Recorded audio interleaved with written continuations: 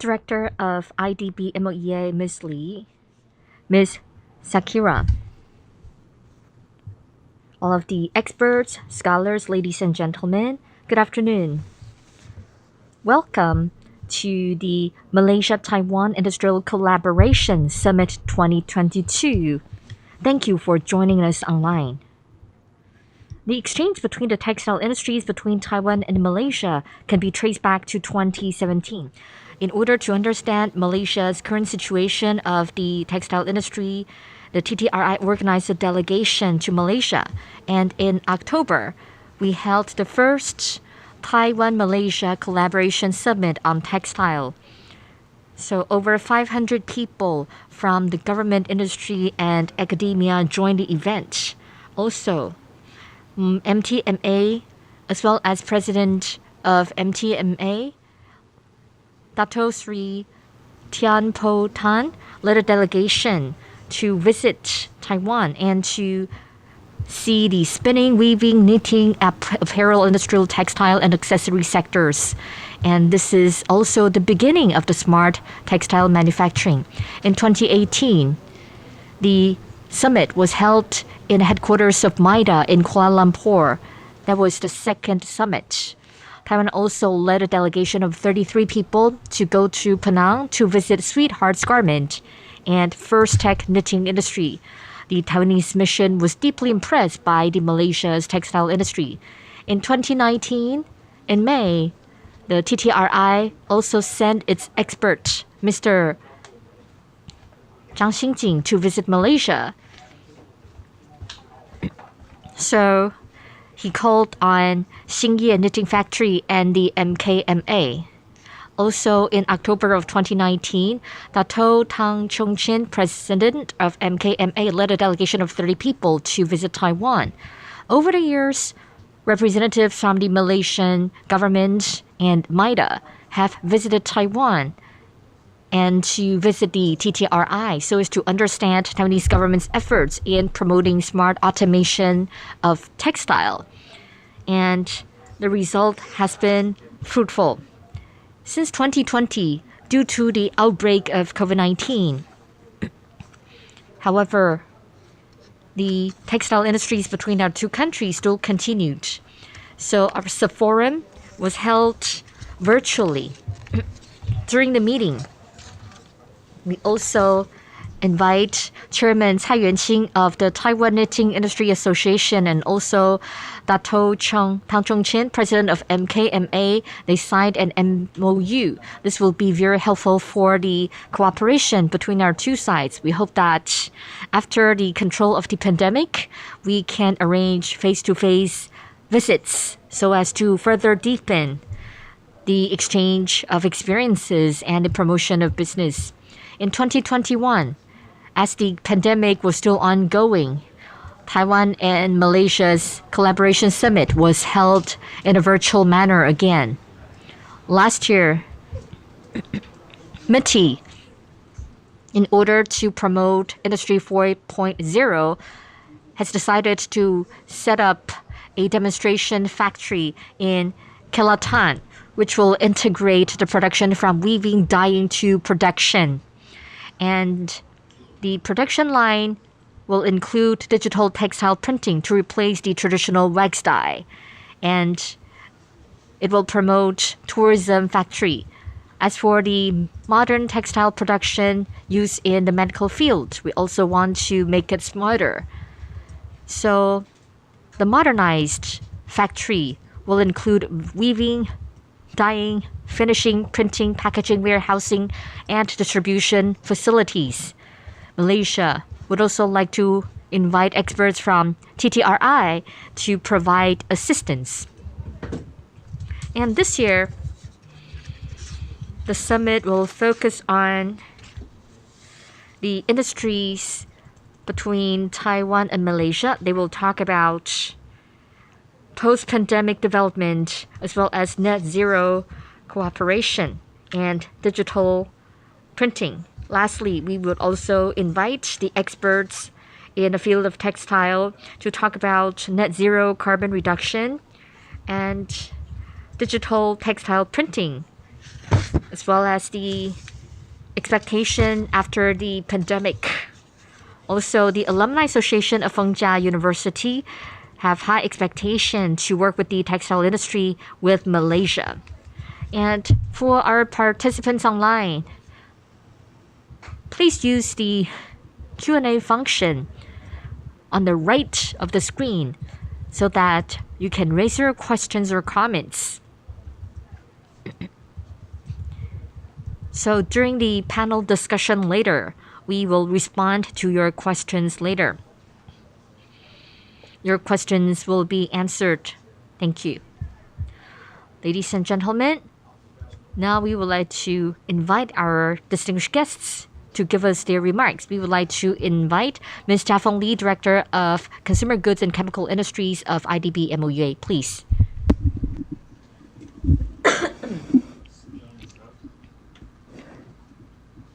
Ms. Sakila, Director of Malaysian Investment Development Authority, MIDA, distinguished guests who are now joining the Malaysia-Taiwan Industrial Collaboration Summit on Textile Online.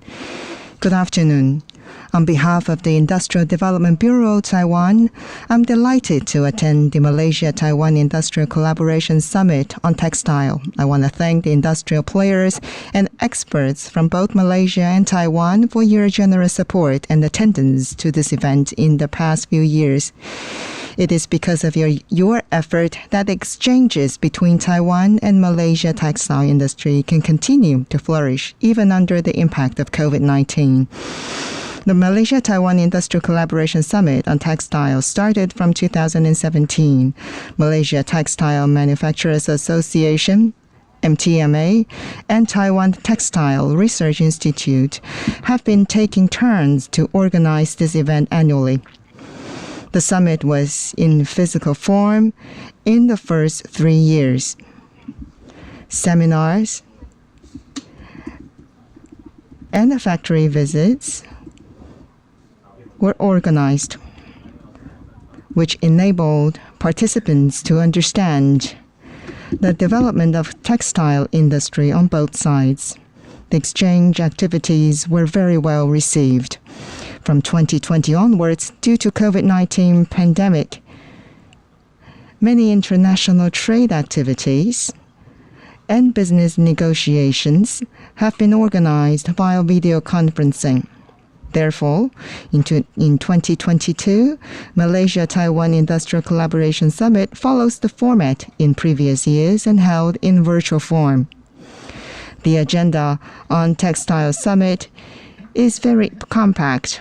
There will be keynote speeches from Malaysian experts to share investment opportunities in Malaysia, case studies of, for example, Muslim garment markets, as well as the development of textile industry in post-pandemic era.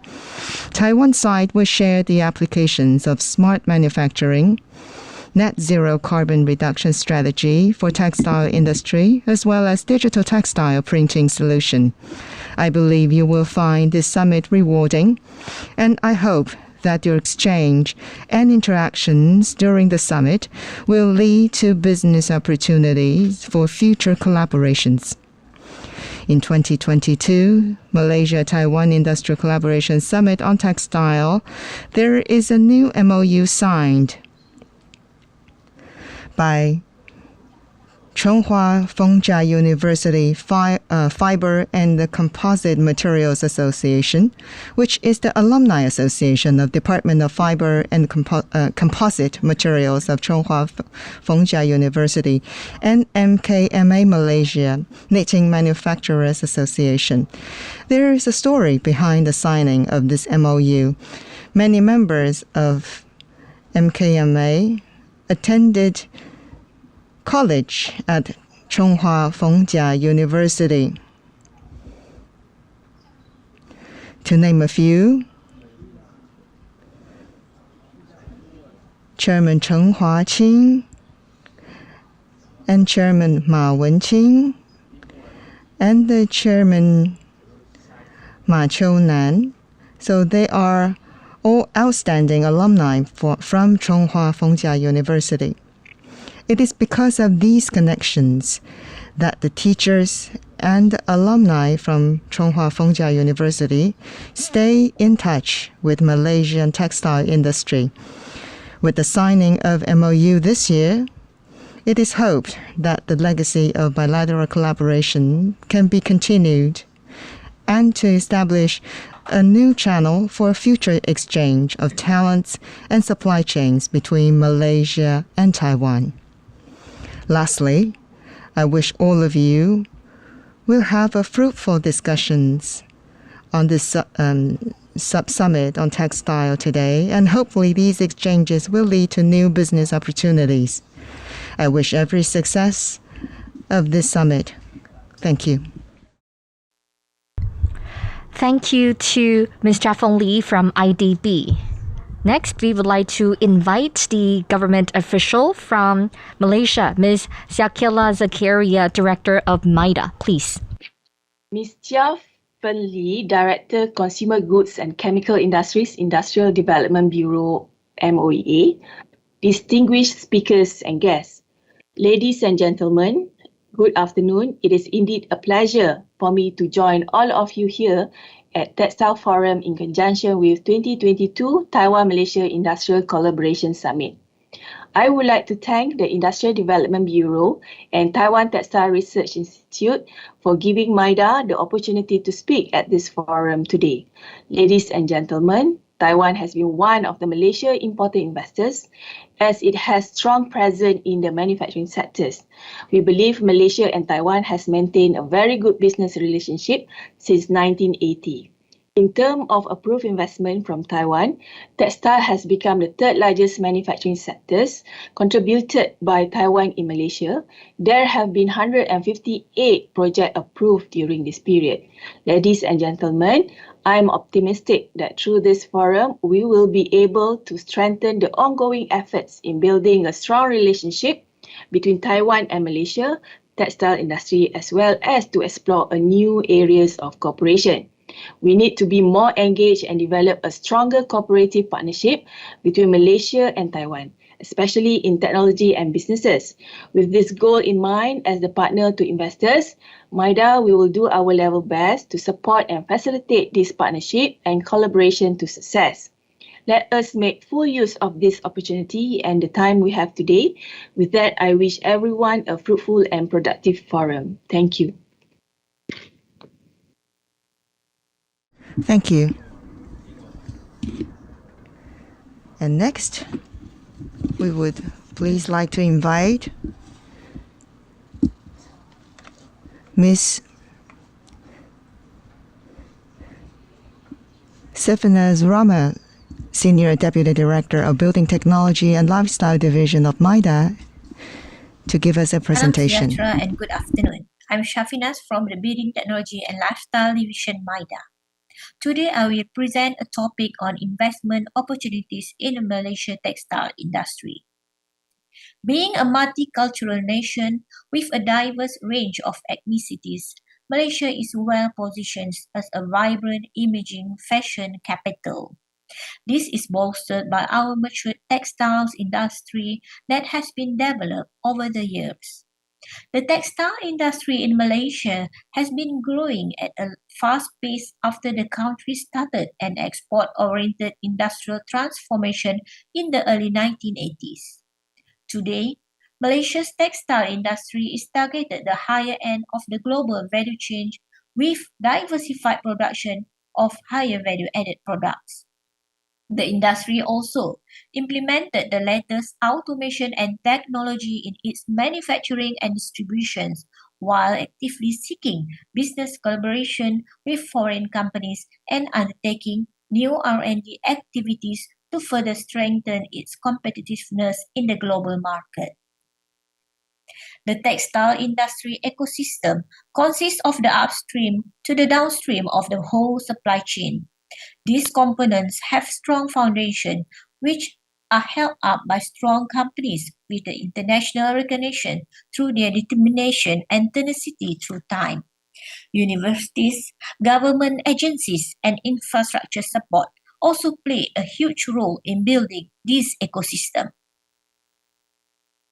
Malaysia manufacturing sector plays an important role in the global supply chain, while domestic activities are well represented by the services sector, which has gained greater prominence in the past 2 decades.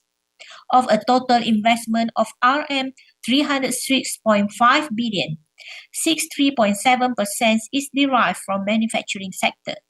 Foreign investment recorded at 68.1%. It shows that Malaysia continues to be an attractive location for business across various industries. Looking at the textile industry value chain, MIDA has approved a total of 1,660 textile projects, with investments of USD 7.2 billion from 1980 up to June this year. These projects have created over 224,000 employment opportunities in the country. Looking forward, the industry has ample room to grow and flourish. These are the promoted products eligible for incentive that have been gazetted under the Promotion of Investment Act 1986. As you can see here, it ranges from the upstream to the downstream of the industry value chain. The government of Malaysia understands that moving up the value chain would require financial resources that might not be readily accessible to many stakeholders. Therefore, various initiatives such as investment incentives are provided to facilitate eligible companies to grow their businesses. Pioneer status, income tax exemption ranging from 70% or 100% of qualifying capex for a period of 5 or 10 years. Investment tax allowance, an allowance of 60% of qualifying capital expenditure incurred within a period of 5 years. The allowance is offset against 70% of statutory income for each assessment years. After the 5 years period is over, the company will be eligible to apply for reinvestment allowance 60% on qualifying capex for 15 years. Typically, the government of Malaysia offers 20 to 25 years of tax incentive for companies investing in Malaysia. Automation Capital Allowance or ACA, which offers 200% on the first RM 4 million expenditure incurred within the years of assessment 2015 until 2023 for the textile industry. Special tax incentive for relocations of business is an attractive incentive aimed at attracting investors to relocate their business to Malaysia. It is applicable to both new and existing companies. The mechanism of the incentive offered is based on the eligible capex incurred, which is RM 300 million and above, can be considered for a special rate of 0% or tax holiday between 10 to 15 years. MIDA also encourages investment in the research and development area. For companies that fall under the definitions, they are entitled to enjoy this incentive. Contract R&D refers to a company that provides R&D services in Malaysia to a company other than its related companies. Company under this category can enjoy pioneer status with an income tax exemption of 100% of statutory income for 5 years, or ITA of 100% of qualifying capex incurred within 10 years, offset against 70% of statutory income.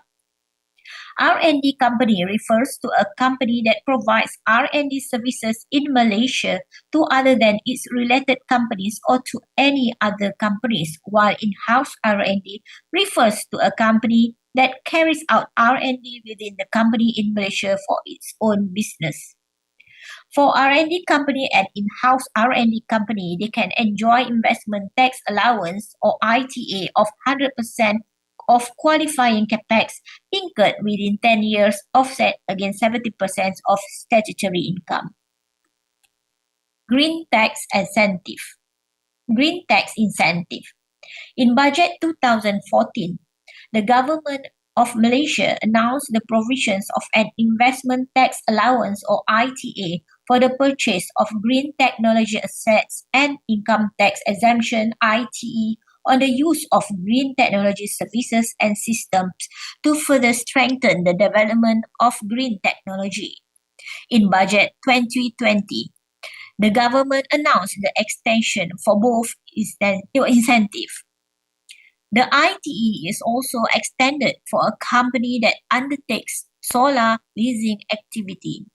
This is to further boost the Malaysian green economy and to attain the nation's goal to generate 20% of energy consumption from renewable sources by 2025. This is also in line with Malaysia's commitment to reduce 45% of greenhouse gas emissions intensity by 2030. GITA or Green Investment Tax Allowance of 100% of qualifying capex incurred on a green technology project for 3 years from the date of first qualifying capex.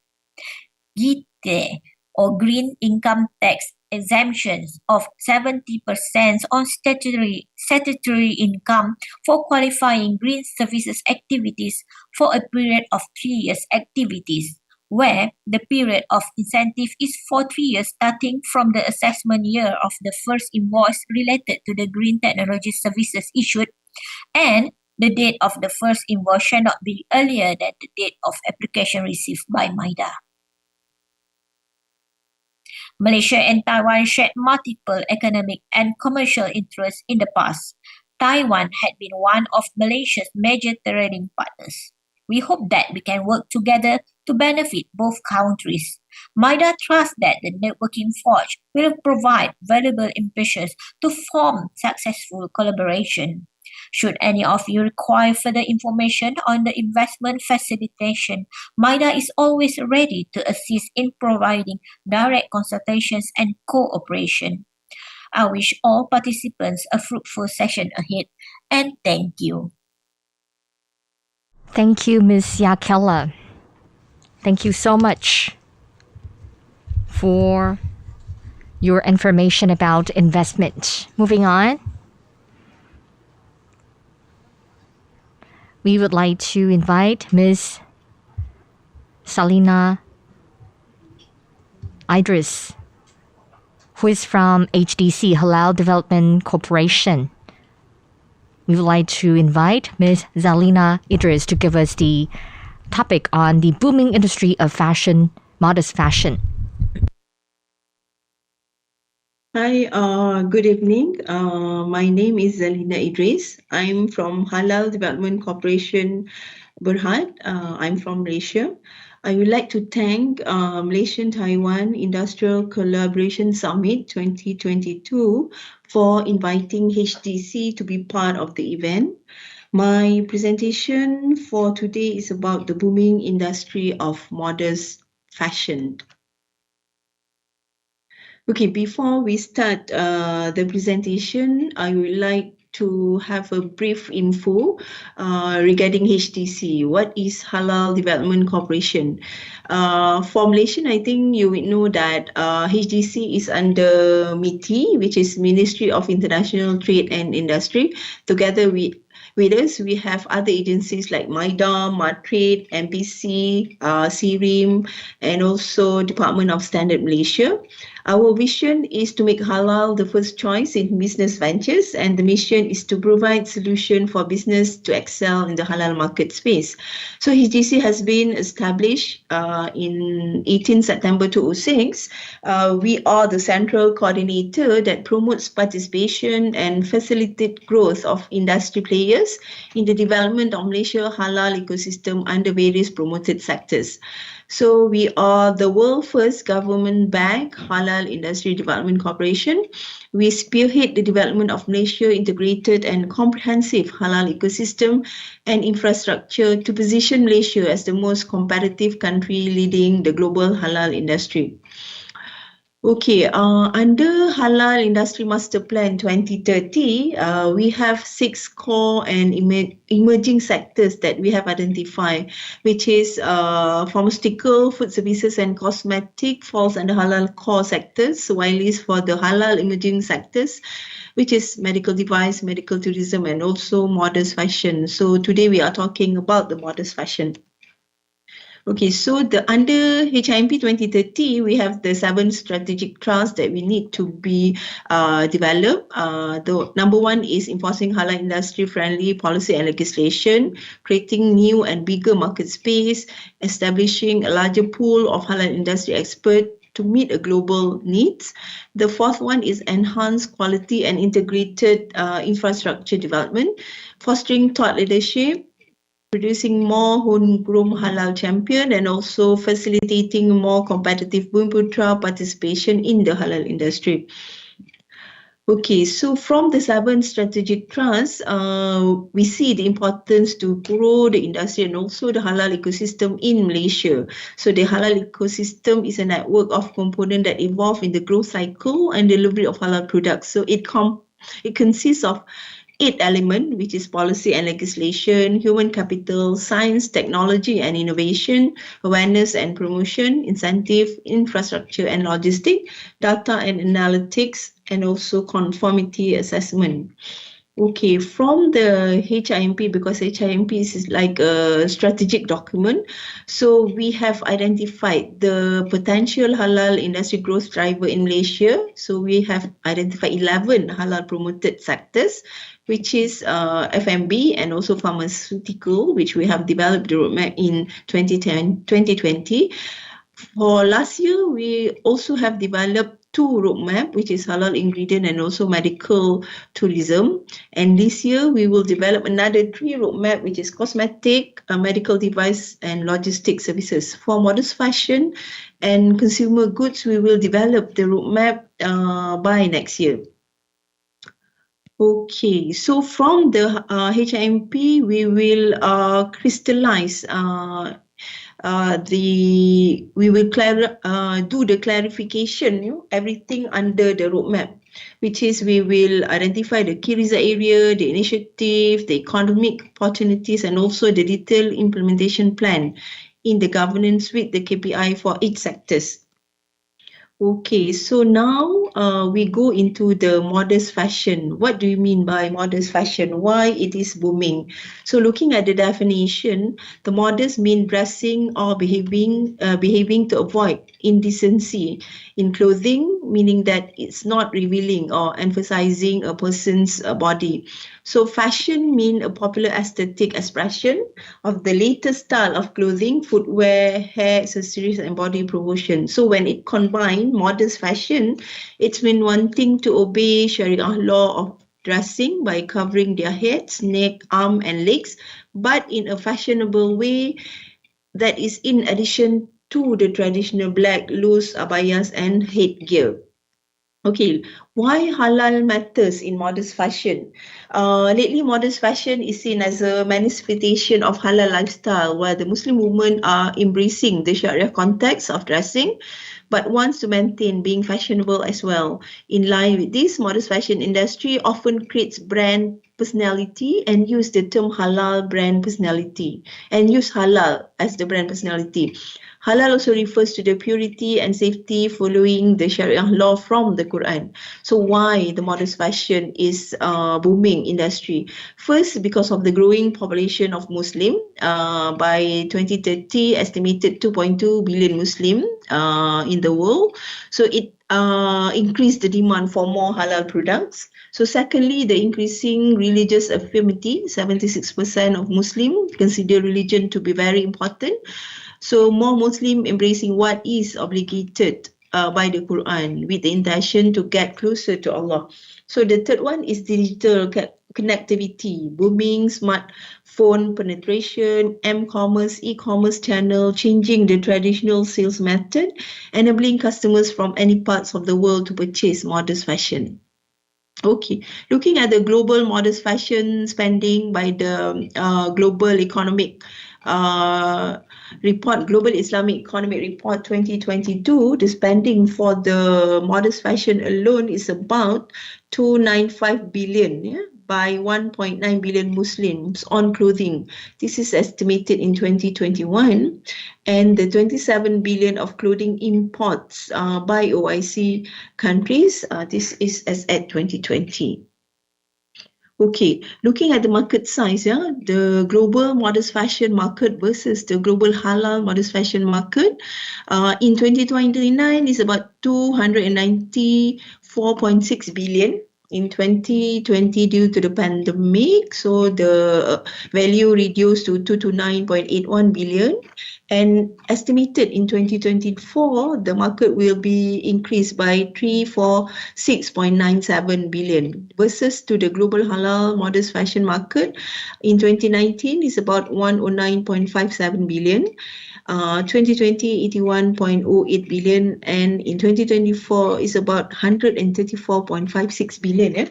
So looking at ASEAN and Malaysia alone, ASEAN halal modest fashion market is about 23.01 billion in 2019, 17.27 billion 2020, and 30.28 billion in 2024.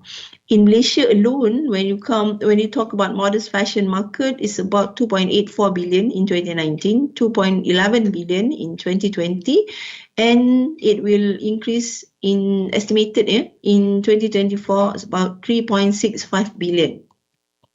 Okay, we are looking at the supply chain analysis of the modest fashion industry. So it from the raw material supplier, and it goes to the manufacturer, distributor, and retailers, and also the buyers. So when it comes to the raw material supplier, there will be the halal textile, which is like chiffon fabric, cotton, polyester, and others.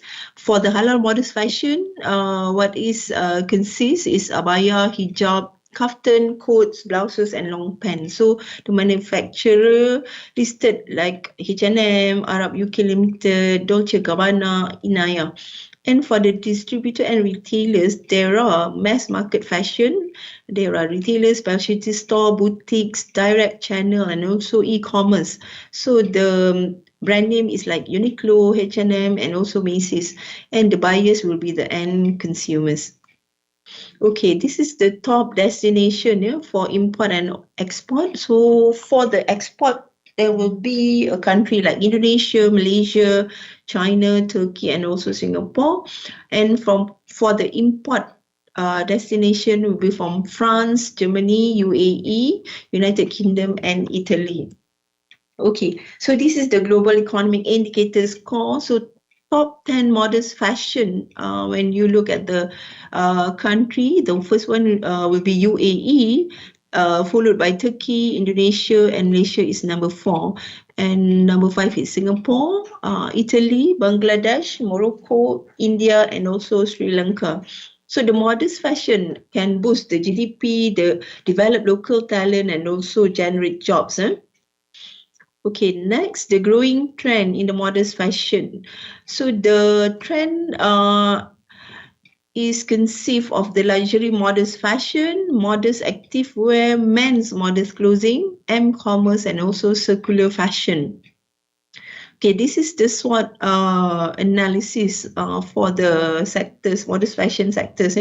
So the strength, because it's a growing global market size, 346.9 billion estimated in 2024, the growing acceptance on the industry, the strong growth on online retail market, while is on the weakness, there are lack of capital, lack of raw material, and need to import, high labor and production costs, lack of mutual understanding on the subject matter. When it comes to the opportunities, digital platform to market the products, collaboration between industry players to create affordable option, opportunities for Malaysian companies to export, technological advancement for more efficient production, and lastly is on the investment opportunities.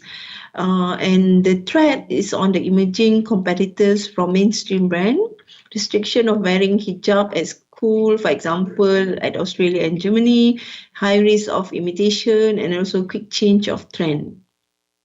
Okay, next is looking at the top online Muslimah fashion boutique in Malaysia. Yeah, so the first one is Kafia, second Rasa Sayang, third is Kalakisha, fourth is the Pop Look, fifth is Zuka.com, sixth is Nilofa, seven is Ariani Online, and eight is Bella Amara.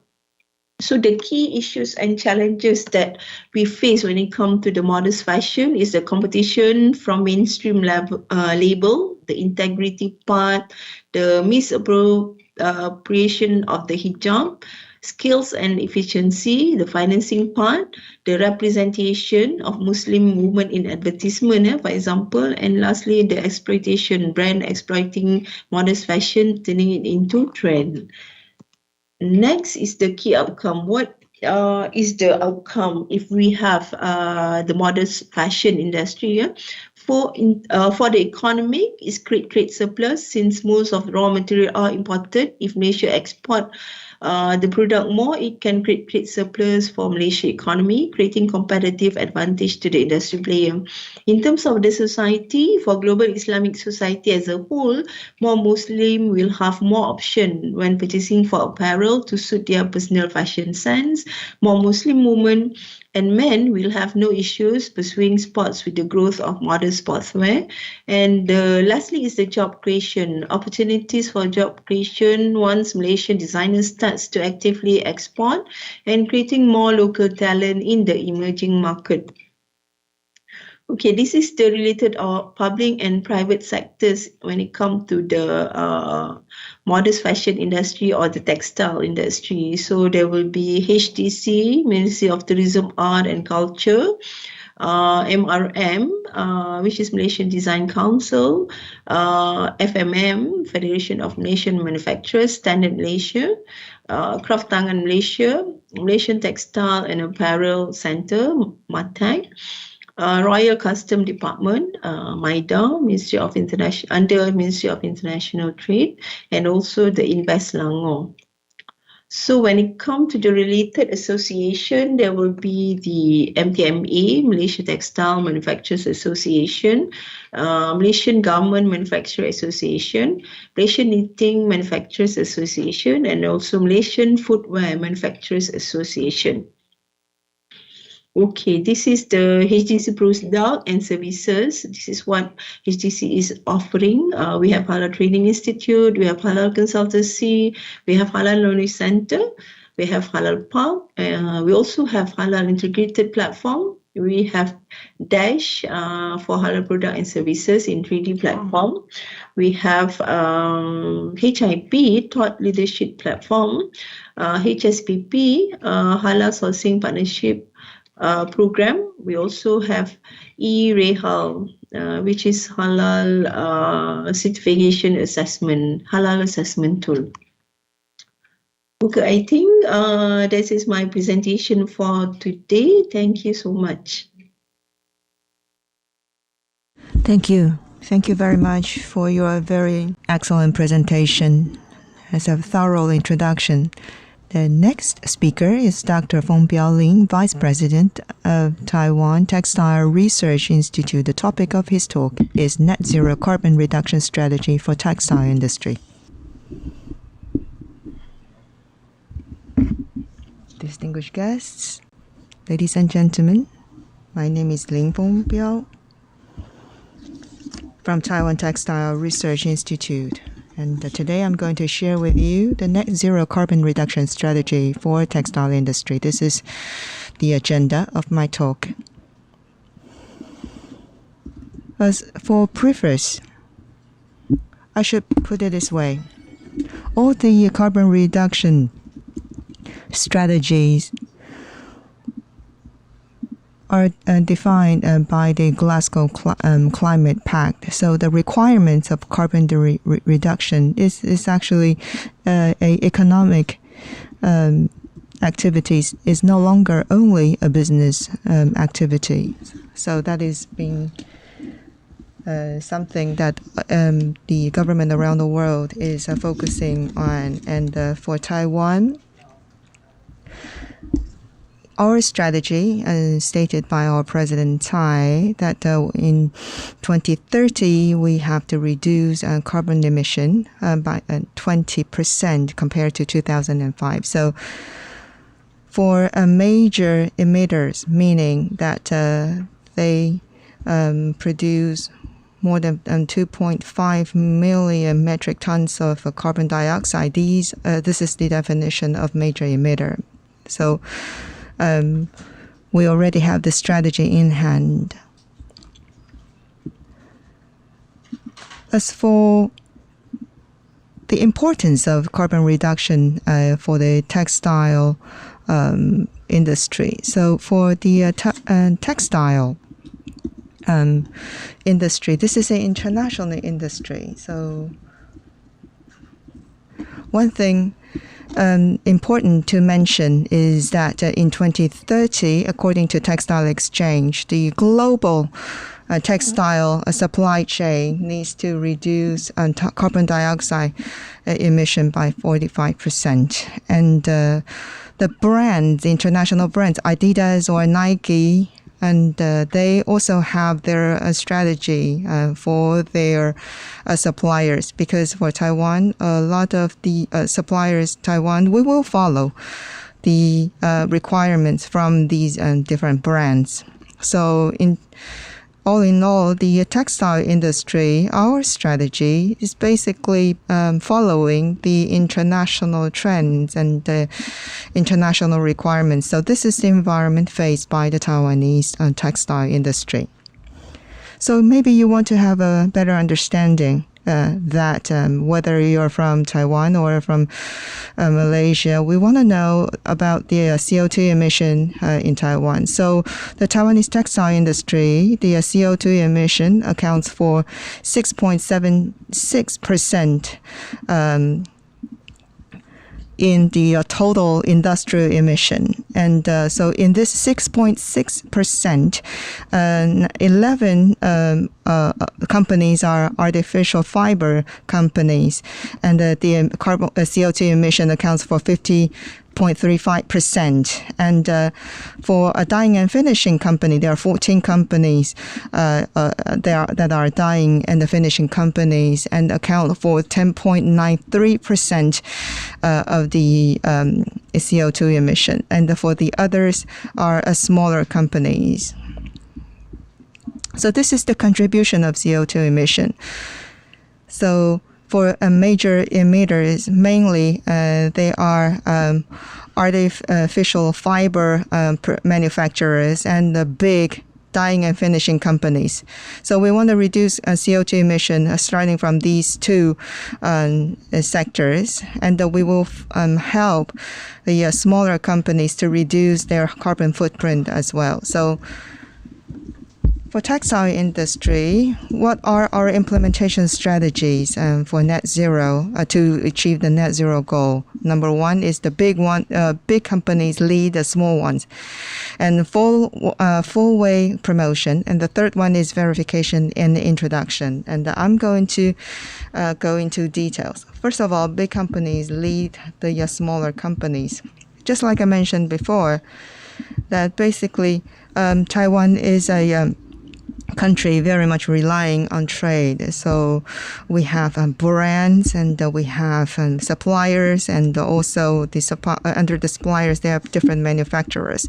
So big companies are going to lead the way to reduce CO2 emission, and other smaller companies will follow suit. So for big companies, they will have the carbon CO2 emission reduction strategies, and to also share that strategy to their suppliers and to their manufacturers. So this is the structure, how this CO2 emission reduction can be done.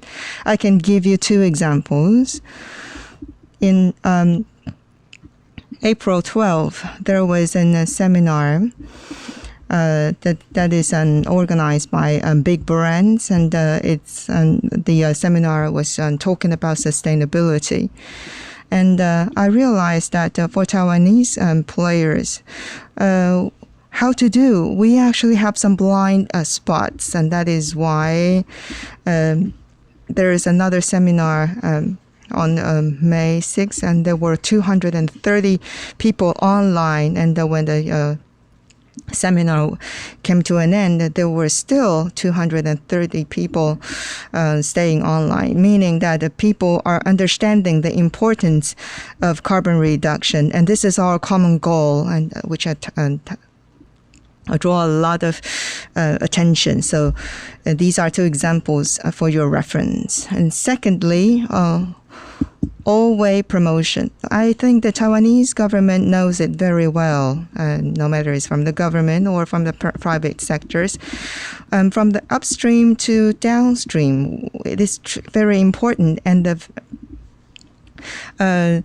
it's very important goal. The carbon reduction is not something that this is not only the task for the government, it is the task for everyone. So under the instruction and the guidance of the government, and then together we have different business association, and for example, Taiwan Textile Federation and the Taiwan and Textile Research Institute, for example. And together we're working together towards this goal. So for carbon inventory, and we follow ISO 14067. So the carbon information can be tracked. So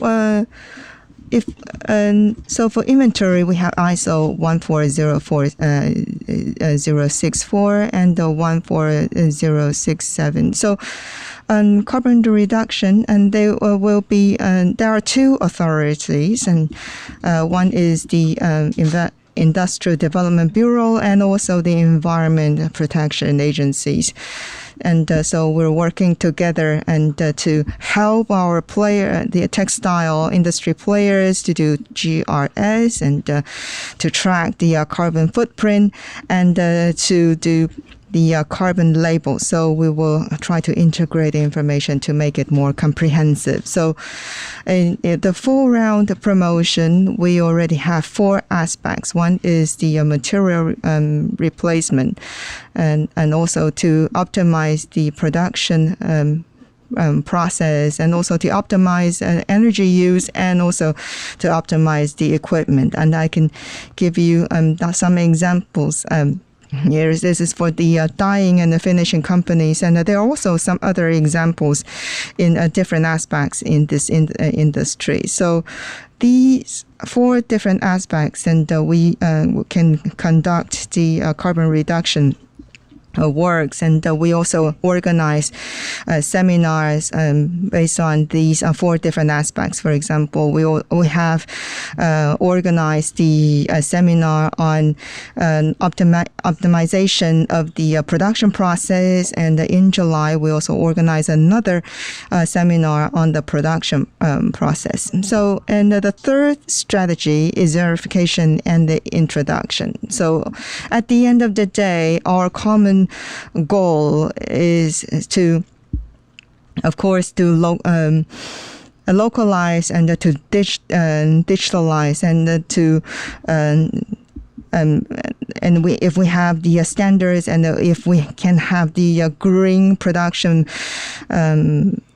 approaches, we want to spread it and to promote it to different vendors and to the manufacturers, and also ideally to different countries around the world. Because now we are looking at the common goal, and we have some international standards in place already. And how do we investigate the carbon emission at the factory? And I can share with you some examples. So this is for dyeing and finishing plant, and we have and different calculation for water, electricity, and oil or coal or natural gas. And we can have the statistics and to see how much energy has been consumed. And we can calculate the CO2 emission and calculate your throughput. And we can have these numbers in place. And once we have this data, we can build a model to calculate the carbon emission. So for this table, the best thing of it is that we are not only use it for a year or for a short period of time, because by using this table, by conducting the calculation, and we can understand how the energy has been consumed, and we can understand that if there is any problems in the production process, and whether there is anything that we can optimize. So this is the benefit by knowing the carbon emission volume for companies. And I can give you an example. So this is the example of carbon inventory from a warp weaving company. And you can see that their statistics show by conducting the survey, they have a good understanding of how much energy and have been used and how much CO2 has been emitted. And by doing this investigation, we can know what is the in which part of the process that generates the most CO2. And in the process, we have to remember that, and we have to have comprehensive inventory. For example, for a warp weave, and we have to check the dyeing machine, and we have different machines, and we have to know the CO2 emission and the energy consumption for different equipment. And we understand that during the dyeing and the finishing process, we know that there are different equipments being used. We have the knitting machine, dyeing machine, boiler, setting machine, and the brushing machine, etc. And by having this investigation, we know in which part of the manufacturing process and generates the most CO2. And there are also the CO2 emission and does not happen only in the manufacturing process, but also, for example, in the air compressing process, in the waste water treatment process, or in the air treatment process. So once we have this comprehensive carbon inventory, then we can target on the pain point and to review and to see how we can optimize the entire process. So in closing, carbon reduction, we already evolved. So starting from ISO 2000, 2001, and then we have this ISO 14000. So these are different standards and covers different aspects of the manufacturing process, and also covers how the materials can be reused and how the carbon can be reduction. So for ISO 14000, we need to introduce the automation process. So for equipment optimization, we can for energy optimization, we can really reduce a lot of CO2 emission. So in order to, I think the President Tsai's statement and to reduce the carbon emission by 2030, this is the goal that we can achieve. And lastly, I want to thank you for your listening. Thank you. So this is a simple version of the presentation. If you need, and we can share more information, and you can come to our office, and we can share more information with you. I wish every success of this summit. Thank you. Thank you, Dr. Lin, Vice President of TTRI. Thank you so much for explaining the strategies for achieving net zero for the textile industry. Moving on, we would like to welcome Mr. Kwan Chi Tan, President of Malaysia Knitting Manufacturers Association, MKMA. He will talk about development and opportunities of Malaysia's textile industry in a post-epidemic era.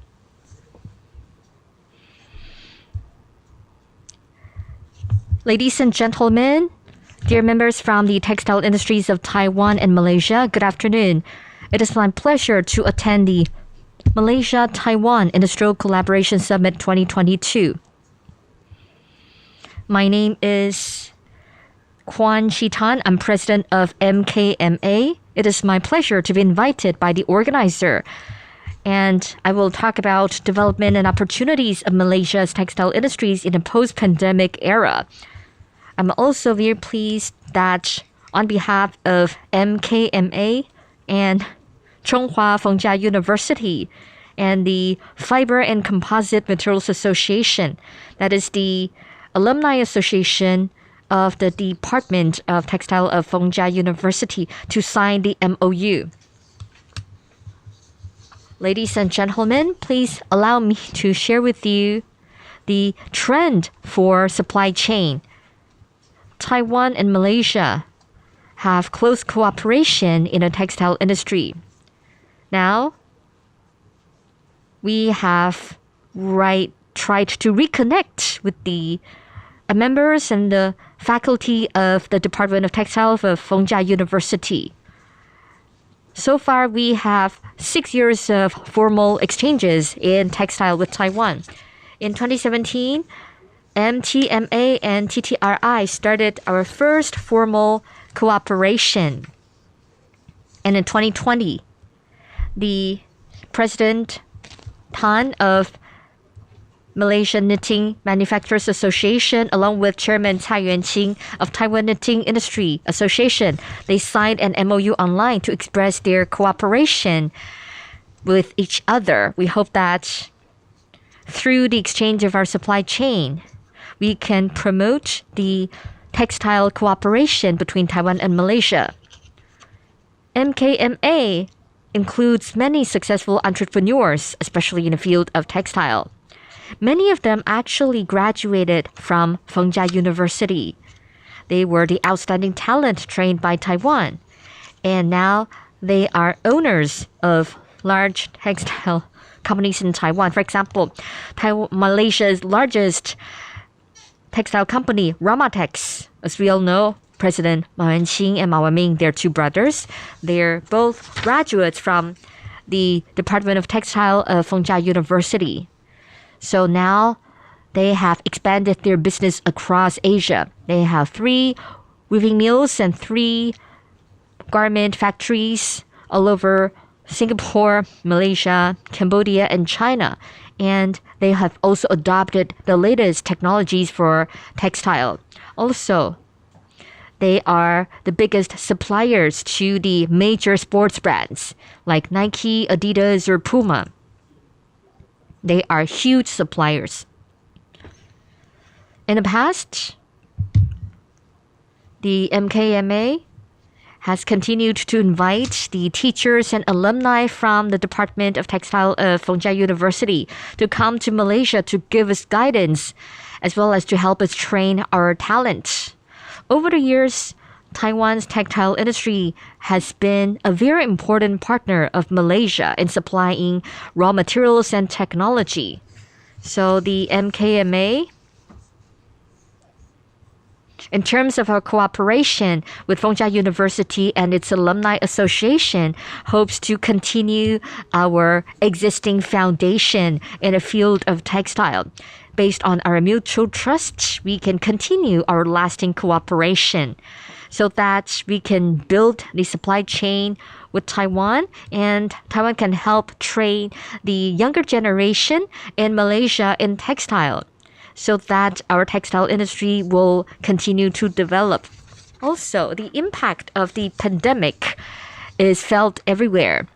Malaysia and the whole world's textile industry have been greatly impacted. COVID-19 has indeed brought a hard time to Malaysia. However, as we can see, this will all be over soon. Also, COVID-19 has forced the textile industries to make important changes so as to respond to the impact. There are 3 key changes, and please allow me to share with you. The first impact is external impact, which has brought the opportunity for change for the textile industry due to the change of the pandemic. We do see the disruptions of our supply chain and the orders and a shortage of labor and a rising labor cost, the reduction of water resources, climate change, and also the emission of carbon. And all these have slowed down our economic recovery, among which we do need labor. That also leads to the Industry 4.0, that is automation for our textile industry. We can say that the pandemic is the catalyst for Industry 4.0. I think we have improved by leaps and bounds. Within such a short period of time, we do see a structural change in our textile industry. So what has been changed? The impact of the pandemic has led to the shortage of our labor, which has accelerated the automation and the manufacturing of our textile industry. We need to rely on greater smart, automated, and automatic equipment. We need to become more efficient. We need to reduce the use of water resources. We need to change our structure and to achieve sustainability and automation. Number 2, the retail of textile industry has led to new opportunities. We can say that in the long term, we see the structural changes in our market. According to Euromarket, from 2019 to 2020, the retail revenue of garment and accessories grew by 68% year on year, which will reach $53 billion.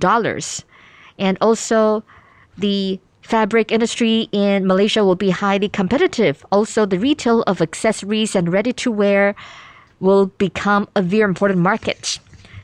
After the pandemic, people pay greater attention to the issue of health. In people's spare time, they would love to go outdoors or to be active, so as to drive the active wear market. In Malaysia, for example, hiking or cycling will become the trend. In the future, you can see that staying active and also all these events will increase in number. So you can see more and more stores selling sportswear are established in Malaysia. That is how we turn a crisis into an opportunity. So by following the development trend, also halal and also specialized designers, they will also drive greater support for our local designers. And the shopping or consumption ability of Muslim women has continued. So we do see the workwear and sportswear for Muslims, and sportswear will become a rising market as well. For example, dry fit or cold tech, and also sterilized fabrics. All these are special functional fabrics. During the pandemic, we do see the rise of the e-commerce platform as well as the social platforms. For example, Instagram, Facebook, and Twitter, and some of the most popular platforms in Malaysia include Shopee, Zalora, and all Fashion Malay, Happiness Outfit, and so on. But these sales on the internet will also compromise the physical brick-and-mortar shops. We need to make changes. We need to strike a greater balance so we can keep the online and also the physical stores together. The third key is that we need to cultivate the younger talent in Malaysia so that we can have sustainable development in our industry. To develop our textile industry, the key is to develop professional talent in textile industries. In Malaysia, we will be able to upgrade our industries so that we can push for digital transformation. We can speed up automation and transformation. Also, with the rise of salary and the decrease of water resources, and also the advent of climate change and net zero policies, Taiwan has developed many outstanding students for Malaysia, and I think this is a very crucial point. That is a very precious source of talent. Taiwan can help Malaysia to cultivate the future generation in textile so that we can create greater business opportunities. Allow me to sum up. In the future, I would like to invite the teachers from the Department of Textile of Fengjia University to organize delegations to Malaysia. MKMA can provide several issues for cooperation and discussion. For example, we can establish a textile academy. So through hybrid learning, we can develop functional fabrics. They can become automatic, and we can have the dyeing technology. We need a talent to design the fashion, so that the textile industries between our two countries will continue to tap into the market of the Muslim and ASEAN markets. In the Malaysia-Taiwan Industrial Collaboration Summit 2022, through this kind of cooperation and exchanges, we can learn from each other and create a win-win scenario. We hope that by signing an agreement next year, we will be able to continue to deepen our cooperation in textile and to cultivate more younger generation. I believe that the textile industry in Taiwan and Malaysia will become a very important area for Asia, and Malaysia will definitely play the bridge for Taiwan to enter ASEAN in promoting your textile industry. Finally, I hope the pandemic will be over soon, and we can arrange mutual visits between Taiwan and Malaysia. We can bring in MKMA people. And next year, we hope that the teachers and alumni from the Department of Textile of Fengjia University will visit Malaysia to give us the advice, and you can help us train more people. And lastly, I would like to wish everyone good health and prosperity. Thank you very much. Thank you, Mr. Dan, President of Malaysia Knitting Manufacturers Association. He gave us a very important direction how Taiwan and Malaysia can work together. And next, we're going to have the panel discussion and we can discuss more. And we still have a outstanding presentation on the line. And then our next speaker is Dr. Ta Chung-an, Director of Taiwan Textile Research Institute and Fiber and Raw Materials Department, also Chunghwa Fengjia University Fiber and Composite Materials Association representative. Let's please welcome him. Hello, everyone. I want to thank the summit for giving me the opportunity to present to you and to exchange our views online.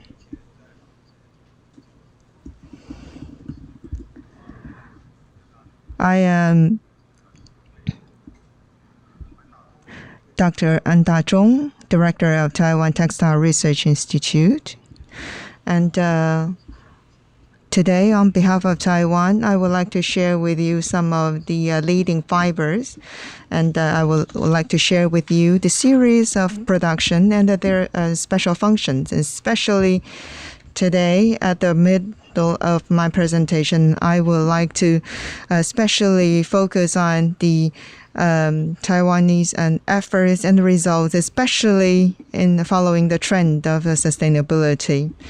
And one of my main focus today is that I would like to share with you that unique fiber products, and I would very much to see whether we have the opportunity to really introduce these fiber products to Malaysia, whether to the Chinese community there or the consumers in Malaysia.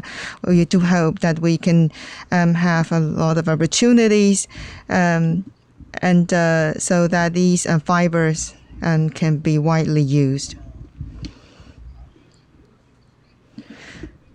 So when we talk about synthetic fiber, our main focus is on the left side of this slide. So 2 years ago, we see the cotton and the price difference between cotton and the polyester is not very big. However, because of the impact of COVID-19,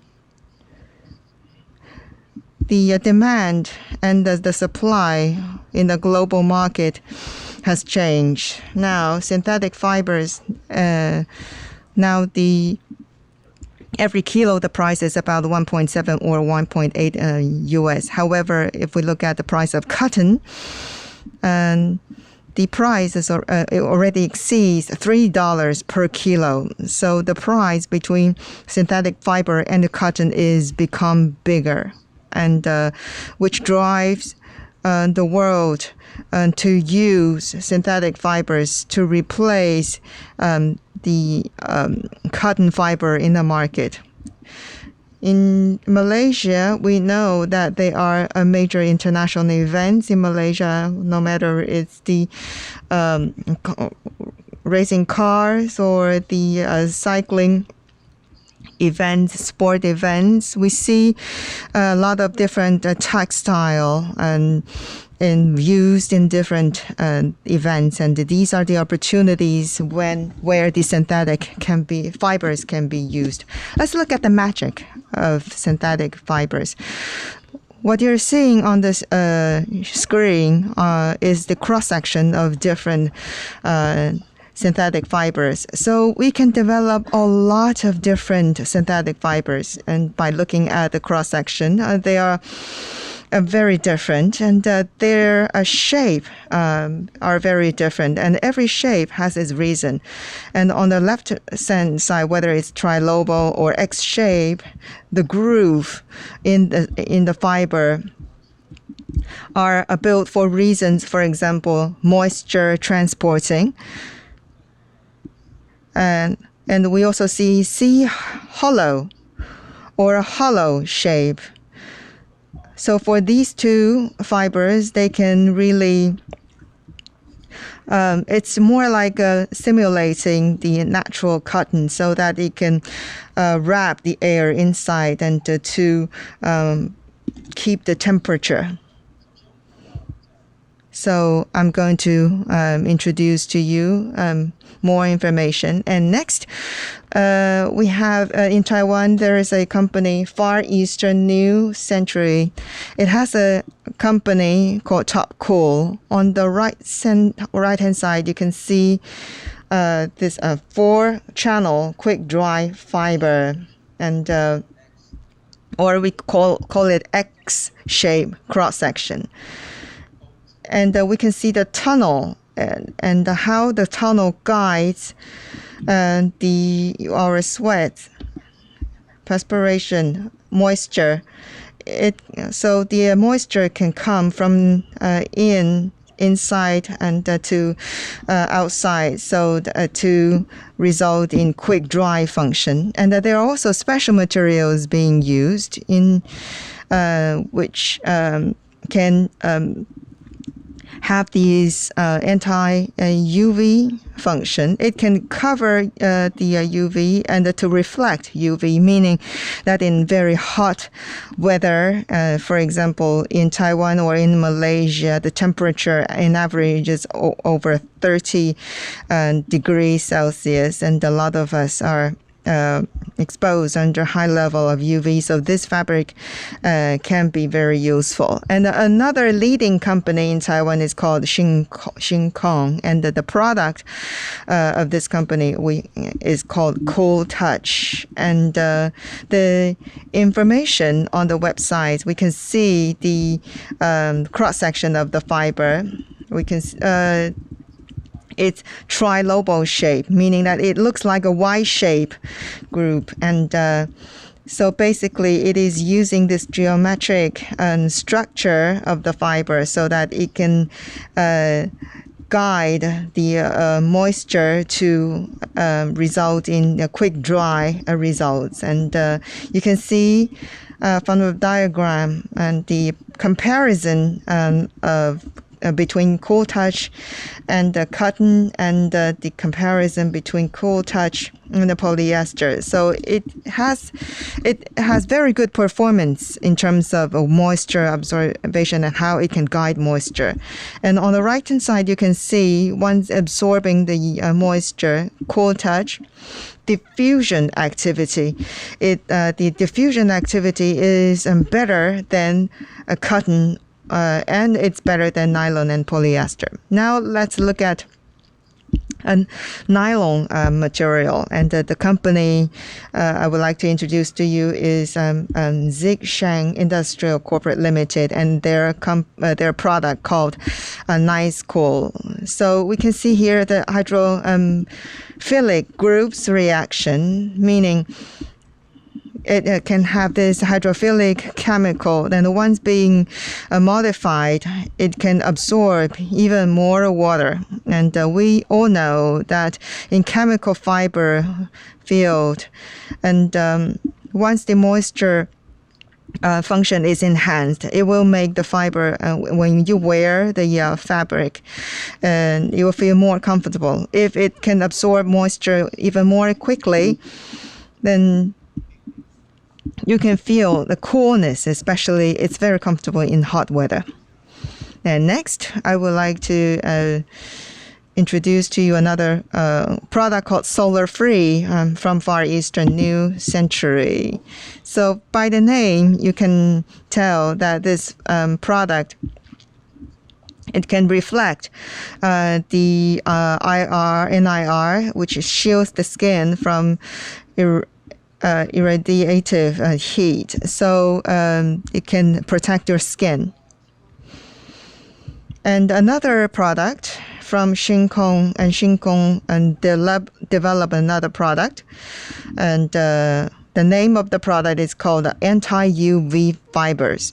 So inside the fiber, on the right hand side, you can see the material of anti-see-through and the material of semi-dual, and so that it can effectively protect the people from being affected by UV, and the fabric can be machine washed. Another company, Hananya Plastics, and the products is microfill. So you can see hollow fiber. So because of this structure, when you're wearing this fabric, and you can, when you're taking exercises and your body temperature rises, however, this hollow structure can cool it down, and also it considers the sustainability. And another company I would like to introduce to you is Cheng Lo, and it is a company, it's a very well known for the nylon yarn, and the strength of the product is more than 7 gram, and it's also lightweight, so the fiber can be very thin. So for a thin fiber like this, and can be lightweight, and that it's very soft, and it's very comfortable to wear. And not only used in clothing, and this material can also be used for some durable, useful, resistant applications, and it can also produce nylon yarn, and the name is Duravira. And the applications is on the sports equipment, for example. It's very well received and is highly remarked in the market. And let's look at the topics especially in the, well, now everybody's talking about the greenhouse gas emission. We know that every year there are 150 billion garments being produced. And if we look at the energies being used in the production process, 70 million barrels of oil consumption for PET produced per year, and 1.2 billion tons of greenhouse gas emissions from textile produced per year. So every year we have 92 million tons of discarded textile per year, and a lot of CO2 being emitted into the air. And we also know that for Malaysia plan, the 12th Malaysia plan, and we can see number 8 is green development. So this plan on the number 8, it looks at the green development. There are a lot of related policies, and for example, to reduce greenhouse gas emission. And it's just like Taiwanese policies. And we also want to achieve carbon neutral. And that is our national policy. And we see Malaysia also put great focus on that. And let's look at how the textile industry can respond to this trend, and what kind of efforts we have put in. And I'm going to share the information to you in the next few slides. First of all, the Li Baolong group from Taiwan, the company is using the recycled polyester. So from the loop, we can see from wasted plastic, wasted bottle, and so it created a loop. The product name is called the REPET, recycled polyester. So on the bottom of the slide, you can see by using these recycled materials, it can reduce, it can save energy by 52.6% and reduce CO2 emission by 54.6%. So 1 ton of polyester, how much CO2 will be emitted to the air by producing 1 ton of polyester? The number has been continued to reduce because of the technology advancement, etc. And all around the world, the people and companies, they are trying to develop products that can use recycled material, and that is the trend, and that's also the direction of the policy. And another product from Li Baolong is called the Ikoya. And the product is featured with the dyeing procedure in the manufacturing process.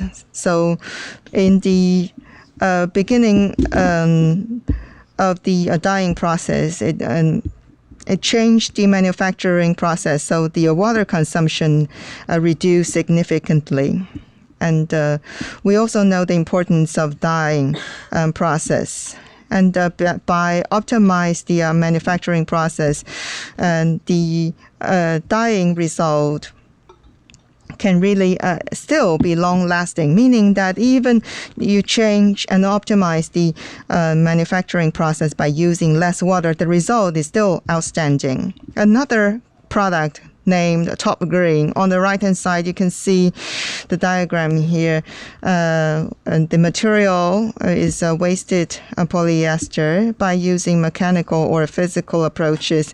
And these wasted materials can be used and to produce two valuable products. And now let's look at nylon. And from Formosa Chemicals of Fiber Corporation, it also used recycled or reclaimed material. So the company recycled CPL. And so from the process on the left-hand side, you can see, and after collecting the CPL can continue to be used to produce garments. So it creates the loop. And by this kind of having this kind of development, it is also a satisfying the need for a circular economy. And the next, another company, a big nylon manufacturer, is Formosa Chemical and Fiber Corporation. And what the company do, work together with the King Net, it recycled used fishing net. And starting from collecting the fishing net, cleaning it, and all the way and to put it into use in the production process. That is for the used fishing net. Another example, Top Cool from Far Eastern New Century. So bio-based PET, it used 30% of the bio-mag and the 70% of the petrol-based PTA. So once the bio-PET is chips are made, and then it can go further downstream to produce bio-PET textile. So next, I would like to mention that the Ace Green Eco Material Technology Corporate Limited, and the product from this company is called Green Cell. So the products, first of all, it has the pulp from trees and from timber, of course, and these can be uncomposed. So this is a zero waste pollution material. So this is a fiber material that is eco-friendly. And in terms of its functions, this is the material that is quick dry, and it is a material that has good ability to breathe, meaning that when you wear it, it can adjust the moisture, and so it's very comfortable to wear. And the water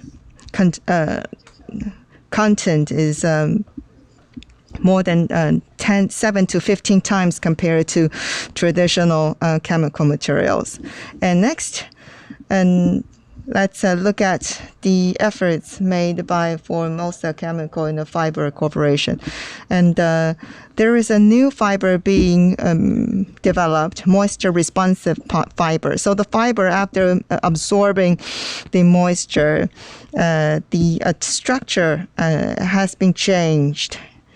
And it's just like a fabric can breathe. The fabric can absorb after absorbing the moisture, and just like the fabric has pores and to let the moisture out.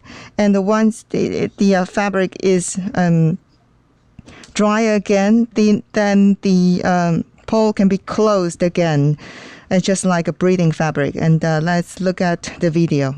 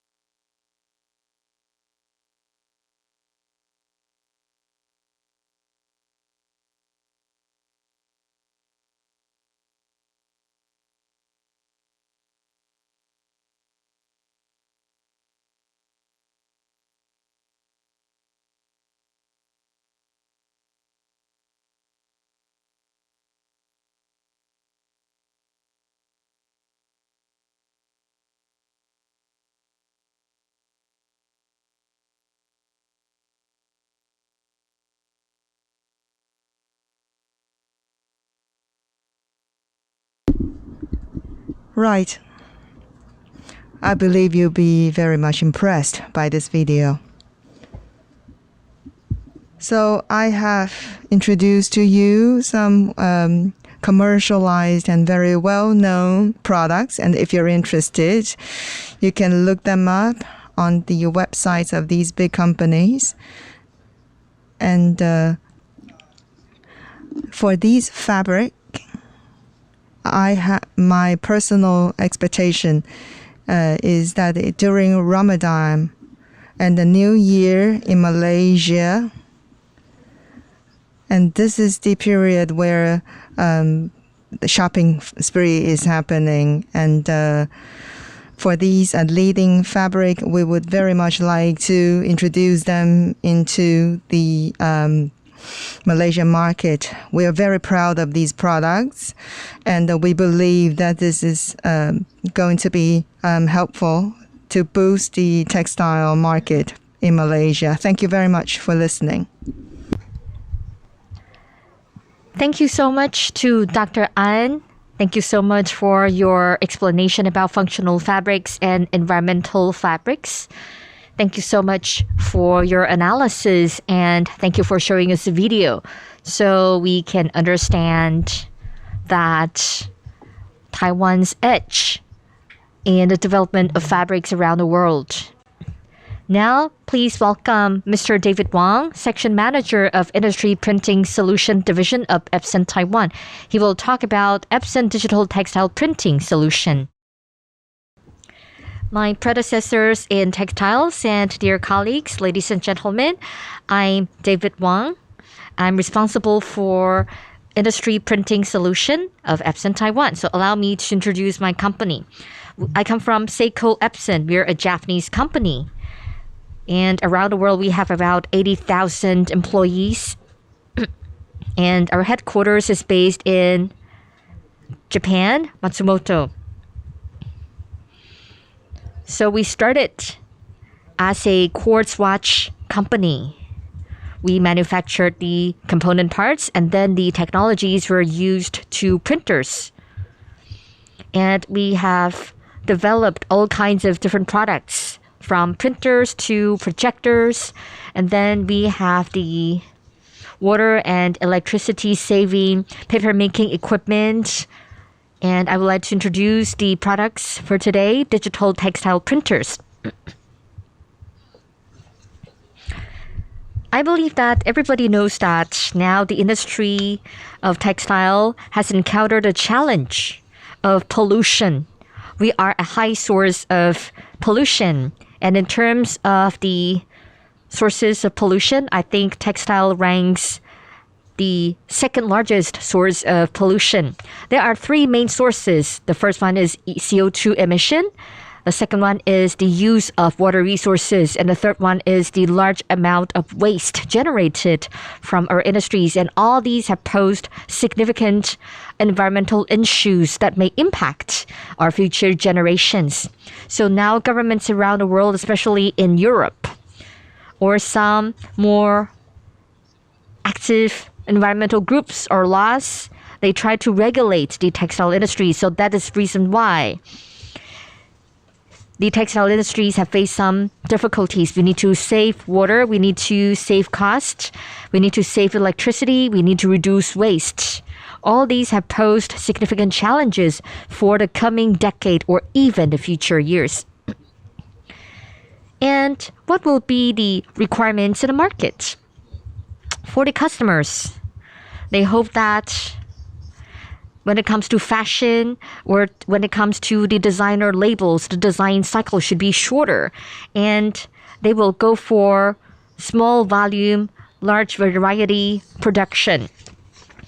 In the past, one pattern could lead to 100,000 or 1 million pieces of production, but now one pattern could only be produced with only thousands of pieces. But we have so many different patterns, so that is the trend for our designers. In addition to the designers, they also said that they need to have fast, simple printing, low pollution, and also energy saving. All these have become significant challenges to the textile industries. So what is the way forward? Where should we go? Speaking of the challenges, when it comes to digital printing, actually the technology has become more and more mature, and digital printing can solve the aforementioned problems. Why? Why can digital printing solve these problems which face greater requirements? On the left of the screen, you can see that traditional printing may take a long period of time from sample to production, about 45 to 60 days, which is about 2 months. So basically, this is not in line with the small volume, large variety production with fast delivery, and it does not meet the requirement from different governments to reduce energy use, consumption, and the use of water, because all of the processes cause a lot of electricity and cause a lot of pollution. On the right, if you look at the digital printing solution, it is much more streamlined. In the beginning, we have the pre-treatment to design, to sample print, all the way to mass production and delivery. The whole cycle can be reduced from 60 days to 14 days. Now, many customers are asking for small amount of delivery, which can be sent from Taiwan to Japan in 10 days. So the speed is much faster and they have higher requirements for quality. So, speaking of digital printing, the timing for simple printing is shortened, which meets the trend mentioned by the market. ITRI has released a report. In terms of the use of digital printing, it can save about 50% of electricity. And digital printing can save 40% of water. And the most important thing is that it can also reduce a lot of waste. Traditionally, it required the MOQ, minimum order quantity, was huge. But when it comes to digital printing, it can print one piece of clothes, or it can print clothes for 1,000 yards. So you don't need to worry that if you print too much, you need to sell it, or even you need to throw away the clothes and put it to the landfill. As for printing the clothes digitally, when it comes to digital printing, Epson has played the role as a pioneer, and we have our unique advantage. I believe that all of the people in this field, if you have used our machine, then our greatest advantage is our print head, our nozzle.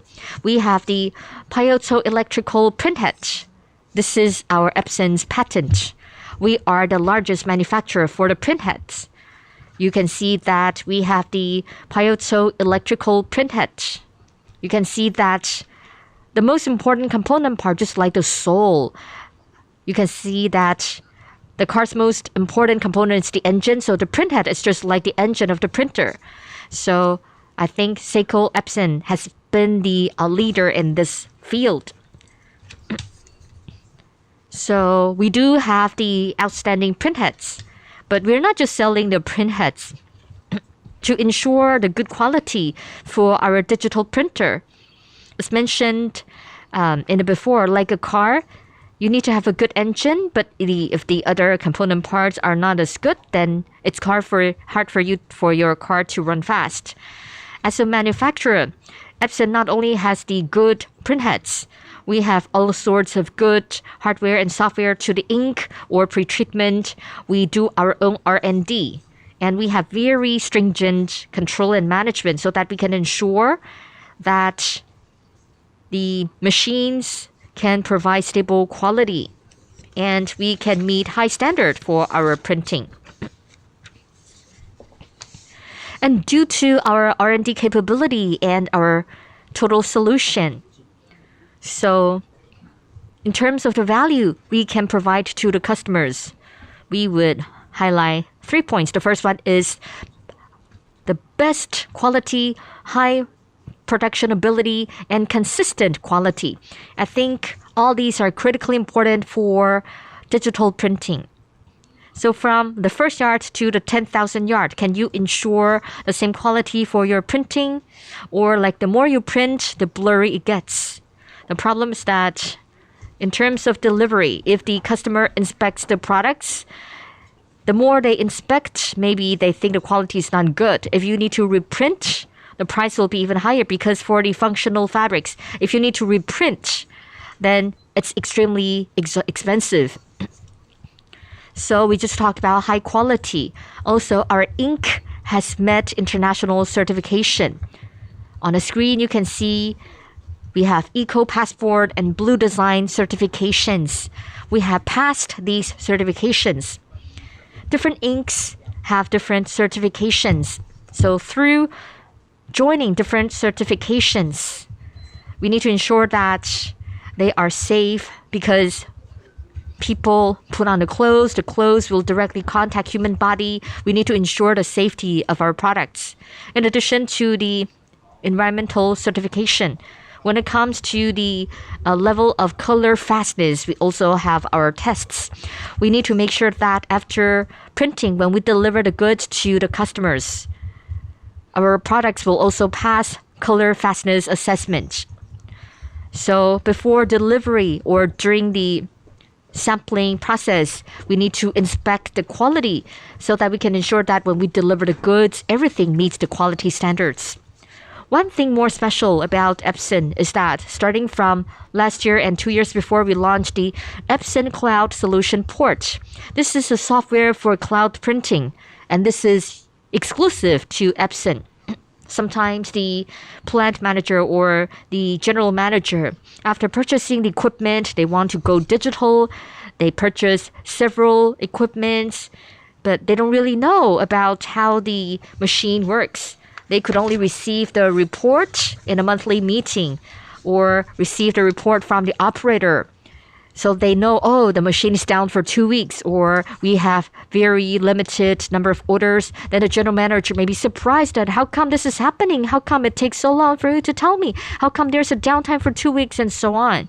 But with our Epson Cloud Solution Port, no matter where you are in the office or in the factory or in different places, you can use your cell phone or your PC or laptop to know that the current status of your equipment, whether it is in printing, also what is the ink consumption, also what about the status of the machine, is it printing normally or abnormally, and should there be any abnormalities, do you notify the engineer to handle it? Everything can be seen in a cloud platform. I think this is a very useful tool for the managers. Also in Taiwan, especially over the past few years, we are plagued by the pandemic. And in Taiwan, we have Epson Taiwan to provide the services. As you can see on the slide, even when the pandemic was the most serious, our customer encountered some difficulties in their machines. So Epson's engineers still went on site to provide maintenance services and repair the machines. We hope that under any kinds of services, even during the pandemic, as long as they're in a tough situation, well, they can still use their machines to produce. They don't want to shut down the printer due to some surprises. Well, downtime is a small problem, but the big problem is that if you fail to fulfill your commitment to your customer, you may need to have massive compensation or other external extra airfare, and that will be bigger problems for you. And now, I would like to talk about the topic. In terms of the digital printing under Epson, there are 3 areas. Due to the application of different fabrics, like on the left, we have the direct-to-garment printer. If your t-shirt is already made, or like if you're having a bag, so you can use the direct-to-garment printer. So after printing, you can wait for 10 or 20 minutes, then the customer can take it away. So you can have small amount of production. And in the middle, if you focus on activewear, the fabric is mainly polyester, then you can use the dry sub printer.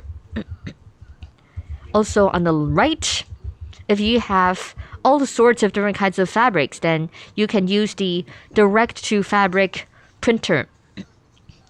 I will give you more detailed explanations later as to their different applications and the introduction of the equipment. So first, as you can see, on the left, direct-to-garment printer. You can see on the left and the right, we have 2 models. The first one is F2130, and the other is F3030. They have the same applications. They mainly print on cotton.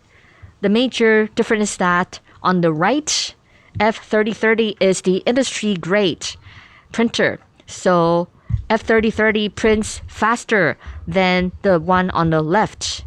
It's twice as fast.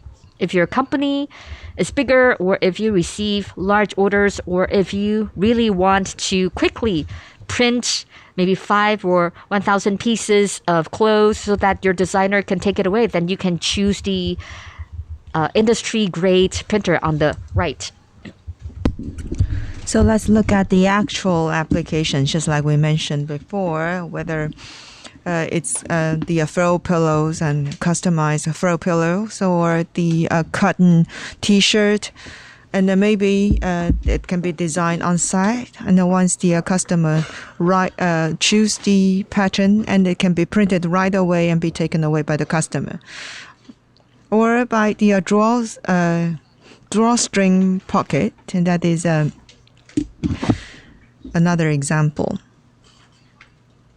And the application can spread in many different fields. In Taiwan, in the past few years, we worked together with some influencer or YouTuber, and there are some business model is that the customer can come to the store directly, and some of the influencers, they can provide the illustration for the customers to choose, and the customer can choose the illustration they like, and they can just print it out. Maybe 1,000 T-shirts, for example, print out 1,000 and take them away, and you don't have to have the products ready in the warehouse. And now let's look at the direct to fabric F3030. Let's look at the direct introduction.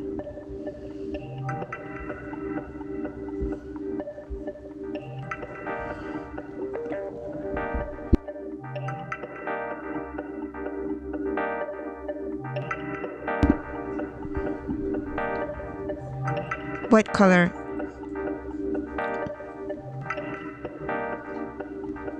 can be printed at the same time.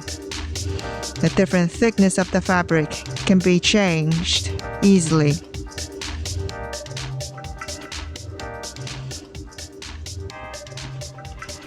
Printing quality can be assured in different kinds of fabric. The sensor can sense the thickness of the fabric. It's highly endurable. It can be operated on multiple printing machines.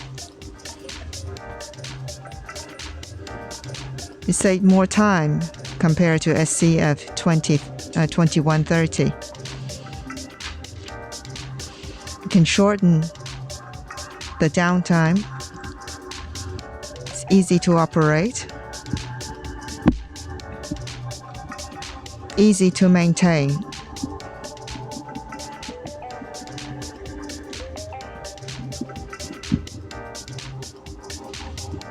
The print head can be cleaned automatically or manually. When the print head is being changed, there is no need to actual personnel to be on site.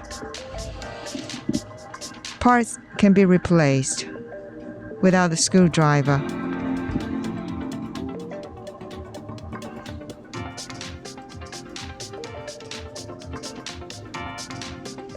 It's colorful, endurable, and safe.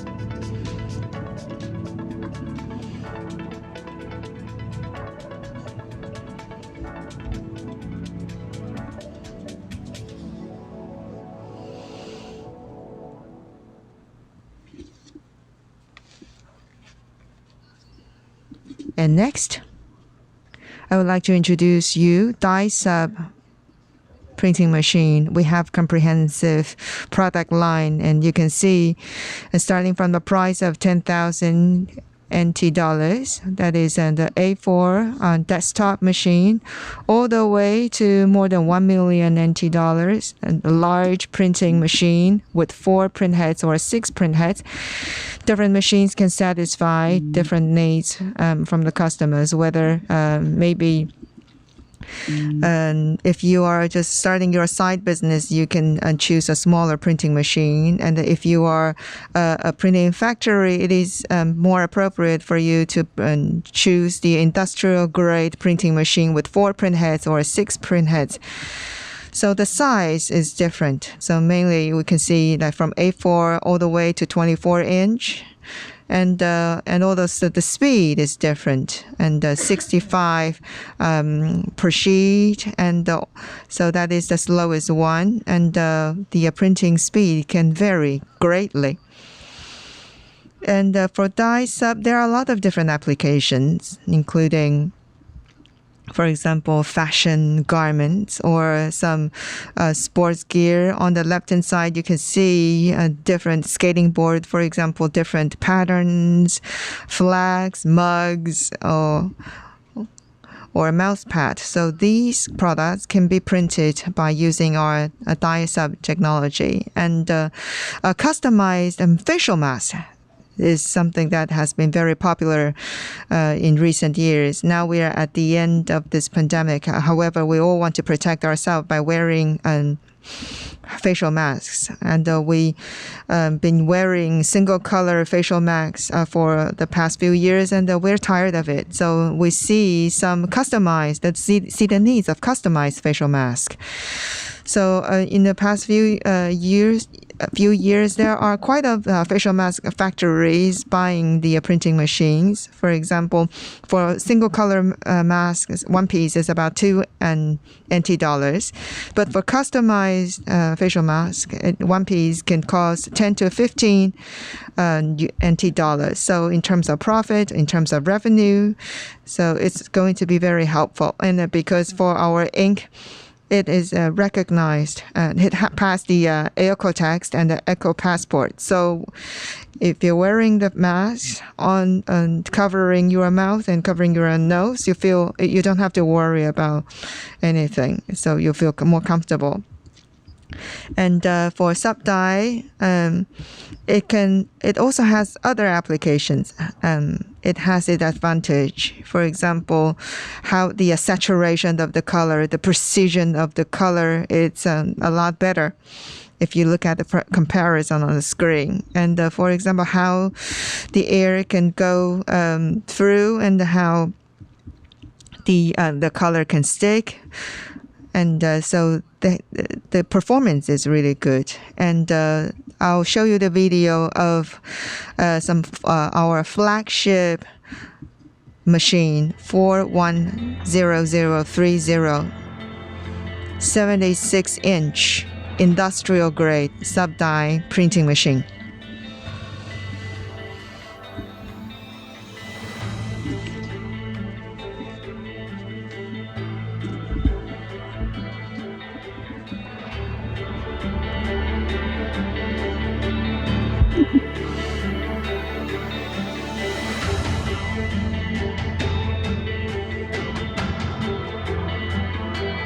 High speed.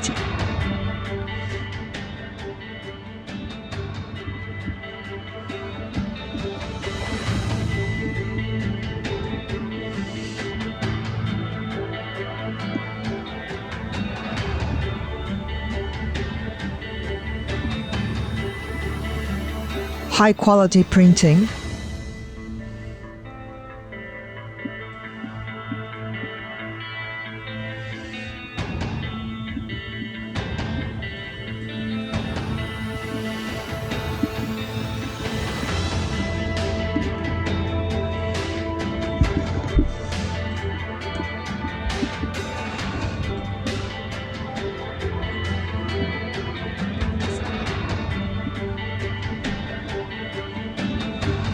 Self-maintenance.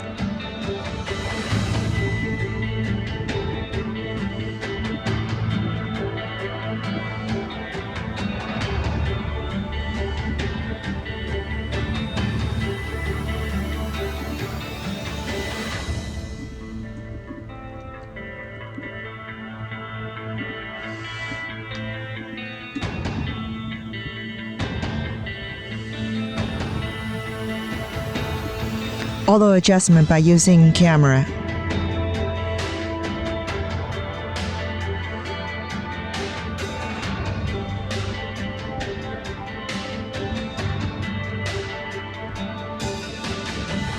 Ink level.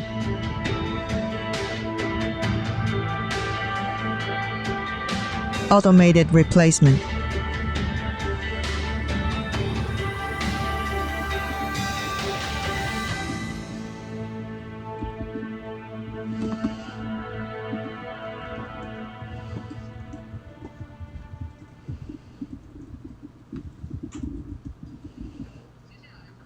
And next, I would like to share with you the direct-to-fabric printing machine, Mona Lisa printing machines. And there are 4 different products, starting from the product on the left-hand side, 8 heads, to 16 heads, 32 sets, and all the way to 64 heads. Mona Lisa 8000, Evo 316, and the major differences among these different machines are the manufacturing volume. For example, on this, for the entrance level machine is at Mona Lisa 8000, and sometimes if you're just entering the market, you are not sure about the business model. So maybe you start from 8 heads, and so that you have smaller investment. And we also have higher level printing machines. And in Taiwan, maybe some customers received a lot of digital orders, and maybe the customers like this received a lot of orders, and they will need the printing machines that can produce more products. Of course, the investment is going to be completely different compared to entrance level machine. And if you buy the direct-to-fabric machines, there are 4 different types of ink for the customers to choose, and we have the reflection ink and disperse ink, or there are 4 different types of inks. And because for our company, we also apply for the eco label recognized internationally, so that the customers can feel can be worry-free. And because for our customers, they're also facing their customers, which are the big brands internationally. And those big brands, a lot of times, they will want to make sure that the materials or ink being used has been recognized, has the certificate, and to satisfy the environmental related requirements. And for cost, it's not cheap. It's not cheaper than the traditional printing approaches. However, it has its advantage when it comes to very complicated patterns. For our customers, many of our customers, they have the traditional printing machines, and also they have the digital printing machines, so that they can cover different needs of their customers. So on the screen, you can see the digital printing factories, how they tell their customers that the advantages of high value-added products. So compared to traditional printing and the digital printing, especially on our Epson's machine, we do have the competitive edge in terms of the color performance and color saturation. And for the big order coming to Taiwan, we have received not only the customers will consider the speed and other considerations we mentioned before, but also how the color, how they penetrate into the fabric. So, for example, when we're doing yoga, we are stretching our body. So when you're stretching your body, for example, you're stretching your waist, and maybe sometimes you will, if you're stretching And sometimes the white color of the fabric will be revealed, and so the customers will ask that the color will penetrate deeper in the fabric, so that even if you're revealing your underwear, and they can still look good. So there are a lot of different ideas, and the customers are becoming more and more demanding. So when it comes to digital printing, the applications is really covering a wide span of different requirements. So when the customers, maybe some of them they do not have a lot of orders, but if buying the printing machines, they have to consider about their cost. So Mona Lisa 8000 and a couple with the right pigment, so the customers they can reduce their investment while have very good results. Let's look at the introduction of Mona Lisa 8000 printing machine.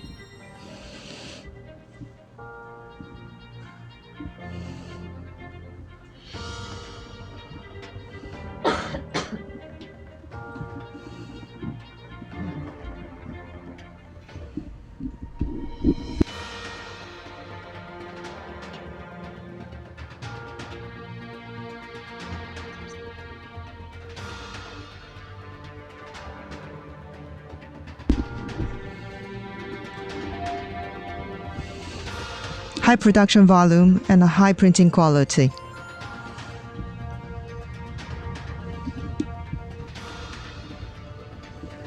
(800 nozzles).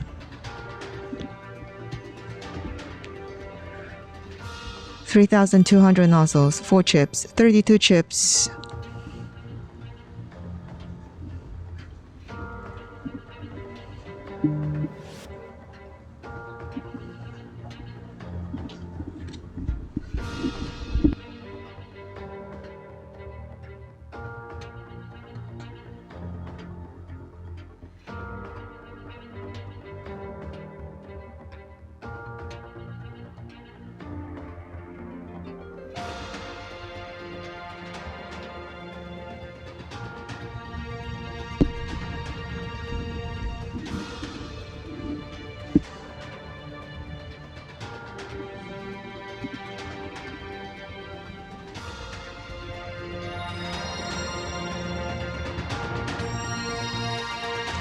Dynamic adjusting stabilizer technology.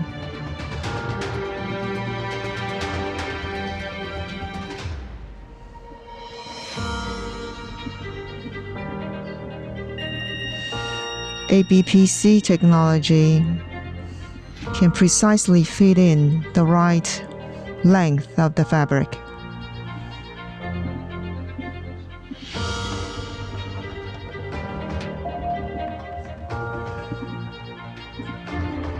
Stable production.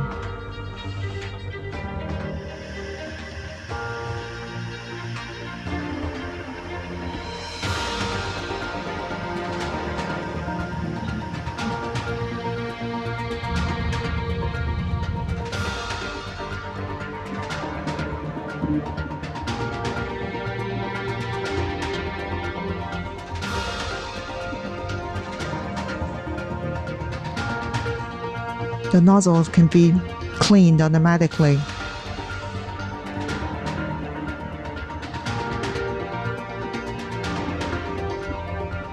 The automated detection on the nozzles to avoid any blockage. And this is also a technology to avoid the collision of nozzles.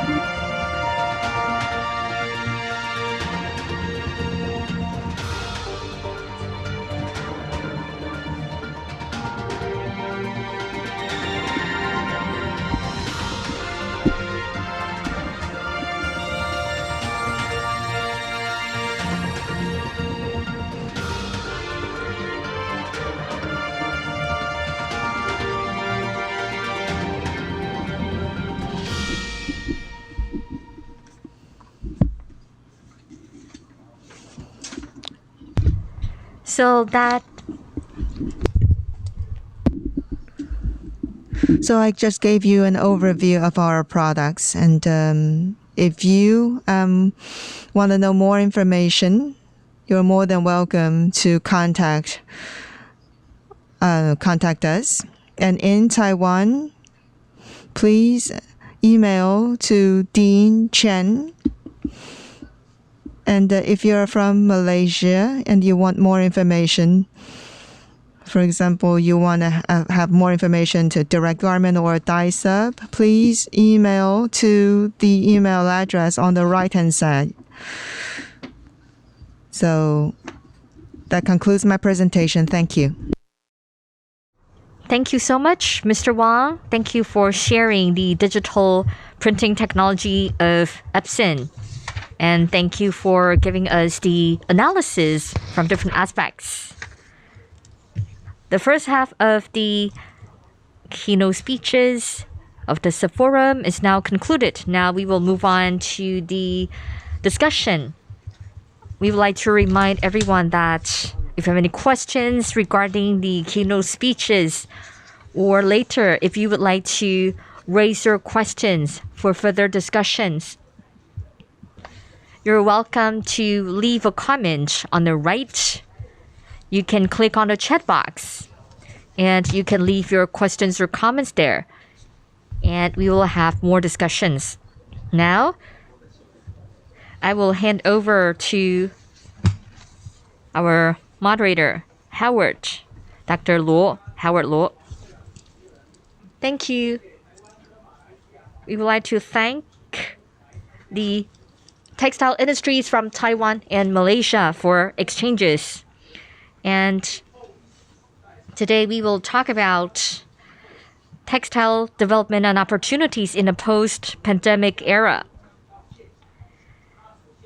The experts from Taiwan are on site. Please allow me to introduce the representatives from Malaysia. First, on the screen, you can see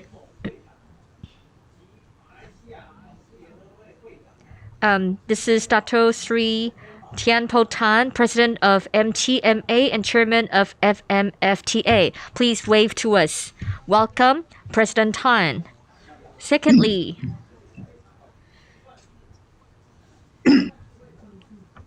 Mr. Tan Quan Chi, President of MKMA. On the screen, you can see Mr. Xiu Han Chong, Deputy President of MTMA. Please wave to the audience. So Mr. Xiu is on the screen, and now we have Dato Tang Chong Chen, Honorary President of MKMA. Please wave to the audience. Thank you. And on the screen, you can see Mr. Tan Quan Chi, President of MKMA. Also, Mr. Jean Tae Ji-ying, are you there?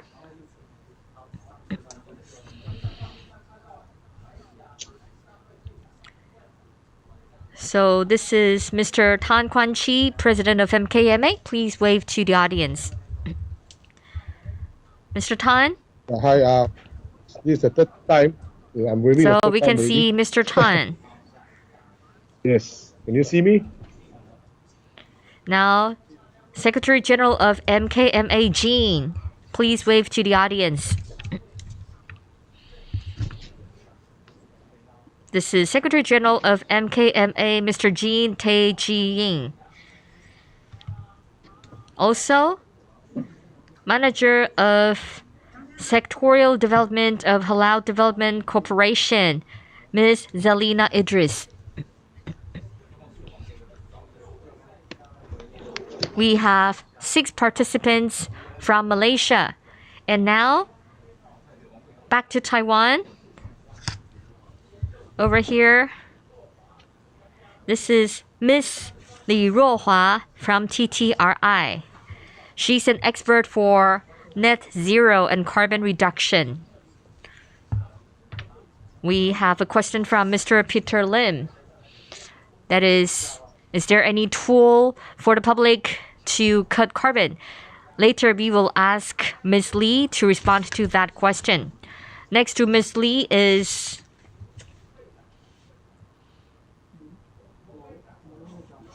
Mr. Lo, Hai-Ming Lo, TKIA chairman. Last year,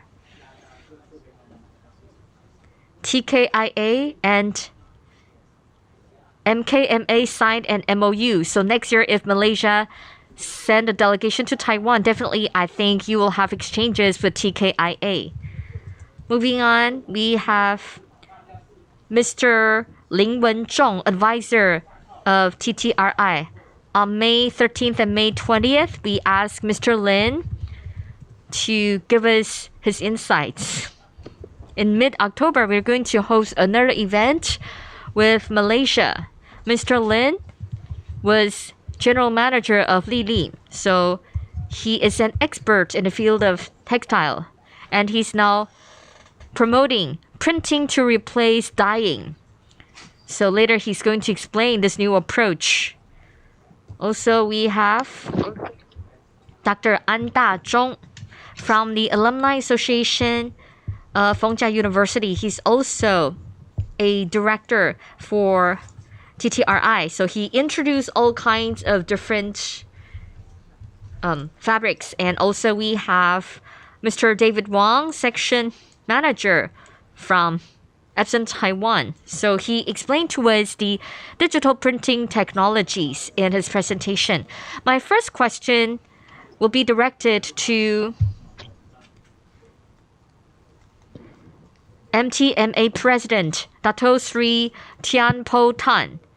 So, President Tan, could you please share with us, in the post-pandemic era, Taiwan and Malaysia were both impacted by the pandemic. So the supply chains were disrupted and they were restructured. President Tan, could you please share with us your feedback, please?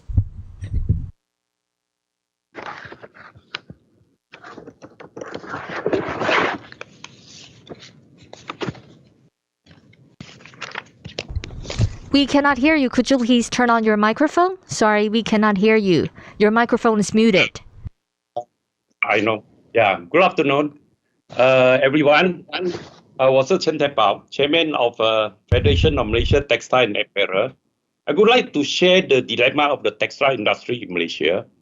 During COVID-19, I think the COVID-19 has created havoc for the textile industry in Malaysia. We have gone through several, we call it the Movement Control Order, MCO, imposed by the government. And factories were forced to shut down, workers lost their jobs, orders unable to fulfill, foreign workers gone back to their home country. And as you know, actually, Malaysian, we depend heavily on foreign workers. And the foreign worker intake for new foreign workers were frozen for almost 3 years. When the economy reopened post-COVID, the industry is operating at most of the industry players, they are operating at less than 50% capacity due to the shortage of workers. Application for the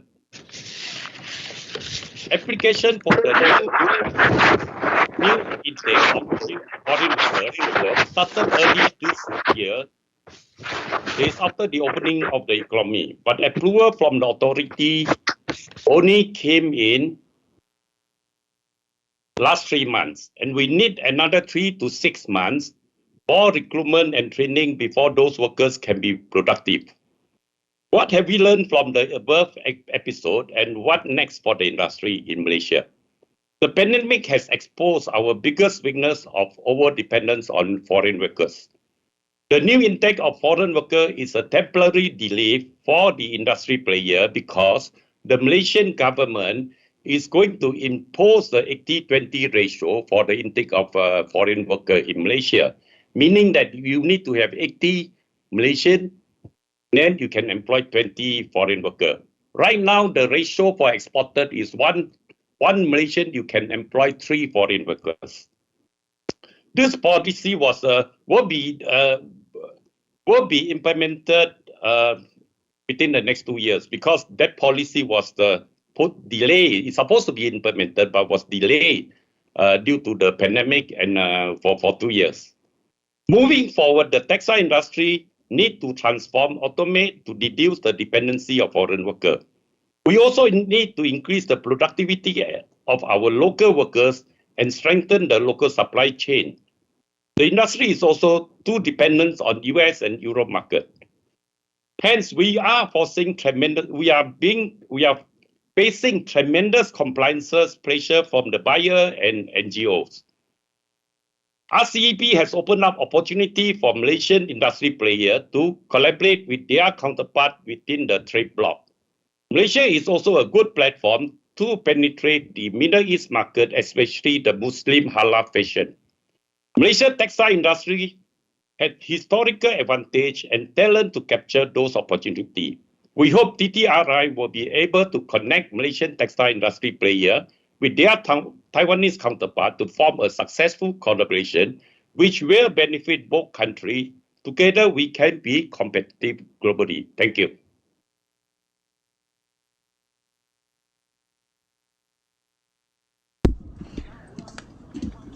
Thank you. And next, I would like to invite Mr. Lin Wenzhong. So how do we react to the problem of shortage of labor during pandemic? Thank you. Today, I'm very honored to participate in this summit. This is my first time to attend a summit like this. In 1978 to 1980,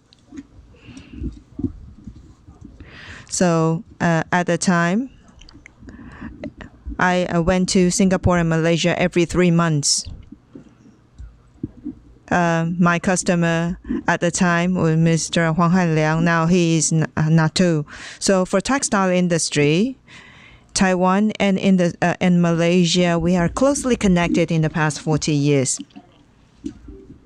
Textile industry, we need to operate in a high-tech fashion, just like Mr. David Wang just mentioned before. Now we use digital printing, and this is different technology we used 40 years ago. Now we have to use the digital printing.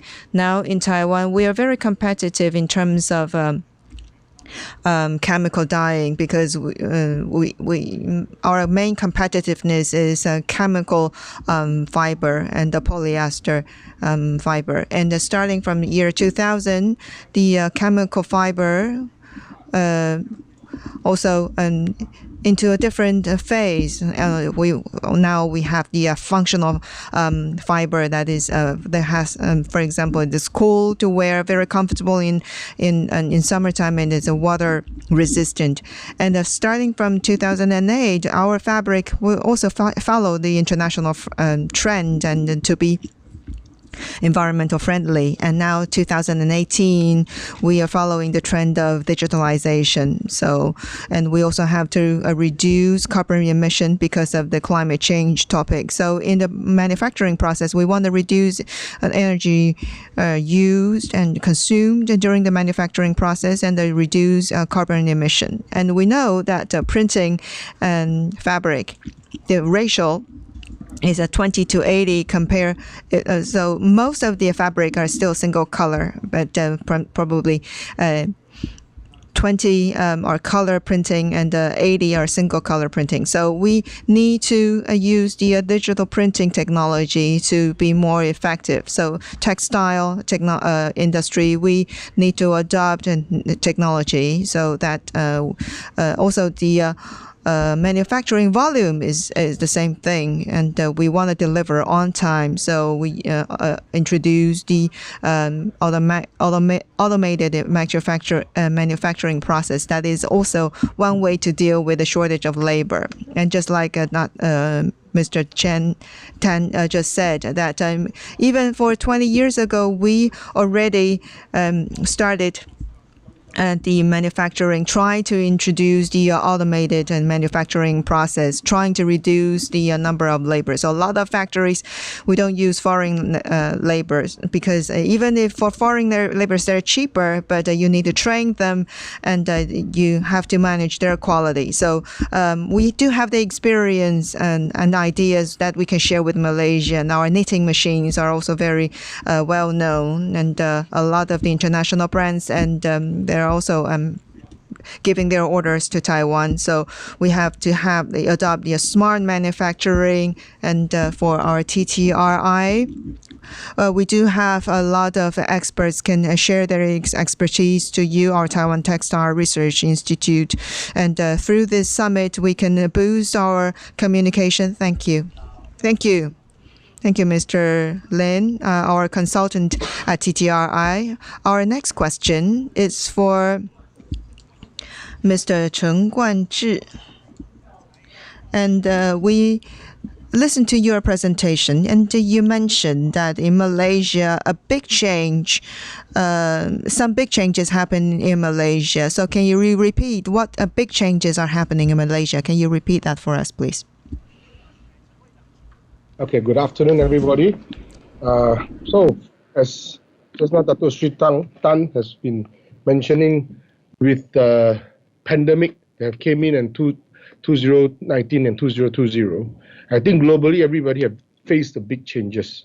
So for us on manufacturing and factories, what we are facing was one of the biggest issue, human resource shortages. Okay, so we have, now with the ending of the pandemic, coming into the post-pandemic, we are coming in with more orders, but at the same time, because of shortage of manpowers, we are unable to fulfill orders and we have lost sales. So actually, in year 2019, MKMA, MTMA, with MIDA, we have actually had delegates, more than 30 delegates of textile players from Malaysia have visited Taiwan. And with the help of TTRI, we have the pleasure, to visit some of the very state-of-the-art textile corporations and companies such as Jingchun Knitting, Everest, Hongyuan Taiwan Corporation, etc. So this has actually have inspired us that in the future, actually it is actually now, Malaysia and Taiwan collaboration on can emphasize on smart automations and techniques and technologies, just so that we can reduce reliable on human resources, or what I say, like manpowers. So this exchange and development will actually benefit Malaysia and Taiwan in a very great way. With the Taiwanese experts, technical sharings and with Malaysian textile industry, this will help us and also benefit us on smart automation developments. We are also looking forward to have Fongjia University's textile divisions and alumni to have professional technician experts to come and assist in our talents and human resources developments, since we have also signed an MOU today. And at the same time, have the second generations of textile players to collaborate more, and also to inspire each other, so that we can prosper, together in the future. Thank you.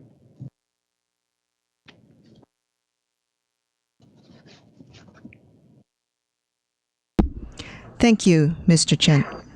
And for Taiwan, I would like to invite Mr. Lo Hai Mi to say a few words to us, because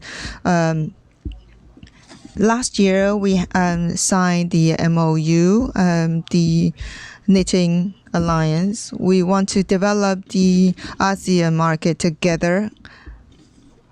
And may I please invite Mr. Lo Hai Mi to share a few words to us, please. First of all, I would like to thank the summit giving me the opportunity to sign the MOU in the previous summit. Now in our association, there are 3 major companies. One is Jiyang, and the other one is Shurong. And they are the three companies. They already introduced the AI and the automation, the manufacturing process. So starting from there, once they receive the order, and they try to avoid using human resources, because if we rely too much on labor, we don't have enough labor. And a lot of the factories have been relocated to Cambodia and Vietnam. And I personally visited these factories, and these factories are very modern and highly automated. And so if you're interested, if you have the chance to come to Taiwan, and we can have further discussion whether and we have other approaches. Printing is one way.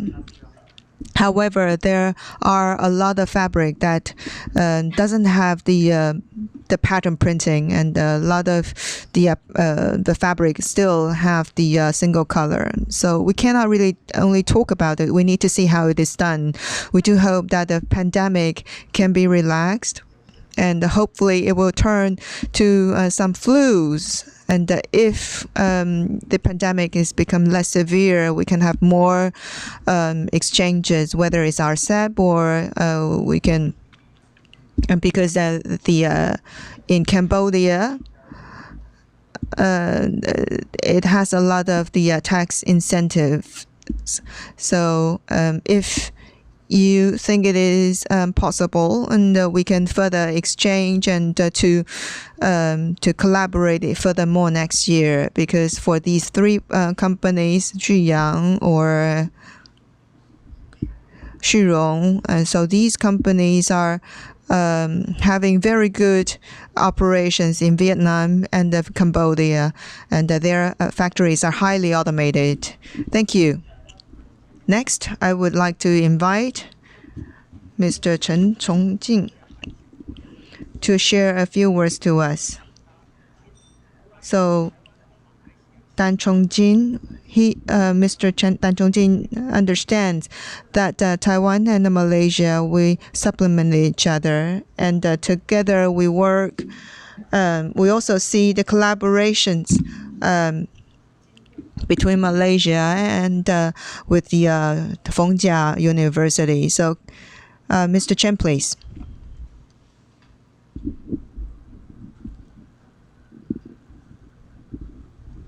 Good afternoon, ladies and gentlemen. Thank you for giving the opportunity for me to share some things. With the situations in Malaysia, I think in certain extent, probably the same might apply in Taiwan, that both countries are facing the shortages of workers. And I believe this is a crucial challenges to all the players, whether in Malaysia or in Taiwan. And for me, probably we need to look into the automations or the automations. Because of the scarcity of the foreign scarcity of the employees. I believe all these automations would be able to cut costs, would be able to reduce the workers, to increase the quality, efficiency, and also to increase the first-time right percentage. Beside of all this, I guess this is also help the manufacturer to gain high confidence from the buyers if we are having the adequate automations or automations in the factories. And at the same time, I guess this is also easy to retain our employee due to high automations being practiced in the companies or in the manufacturing sections, especially in the situations of the post-COVID-19 situations. I believe textiles, we are quite high automation in the upstreams industry. For example, the fibers, the extrudings, the weavings, or even though in the knittings and dyings and finishings. Because upstreams, actually, we have a good machineries, we have the technologies, and even though we have, even though nowadays we have the new versions, kinds of dyeing and finishings like CPB, cool pad batch, and even though we have the NTX next technology advantage, all these are the new technologies will be able to help the upstreams. But for the downstream on the apparel sections, I believe we have more room and space to improve ourselves, because the downstreams are actually using a lot of manpowers, a lot of employee in making the finished good, especially in terms of apparels. So the downstream sections, we should encourage the downstream sections to go for more and deeper automations. For examples, like even though paper patterns, gradings, auto markings, and even though we have, for example, we have a lot of AutoCAD spreading machines, and even though in the last session when we cooperate with TTRI in the seminars, we even though come across with the what they call the sewing straight die to match sample machines. Instead of we are waiting for the sewing trade factory to do the DTM for us, and actually there is a technology you can buy the sample machines so that you can do your own die to match sewing thread in order to speed up the process of getting the right color tones of the sewing threads. And I believe in downstreams of the apparel, there are many kinds of machineries would be able to assist us for these sorts of automations. And Taiwan being part and parcel of these automations and has brought along with a lot of automations machineries which we can see in the last seminars conducted by TTI, for example, like Oshima and others. Actually, we experienced and also exposed to a lot of new machineries. And I believe this is a good channels in between of two parties for us to explore more, so that we would be able to do more automations in our downstreams, and hence it would be able to help us to reduce the dependency on the workers, and also to increase the capacity and efficiency and quality of our industry. Thank you.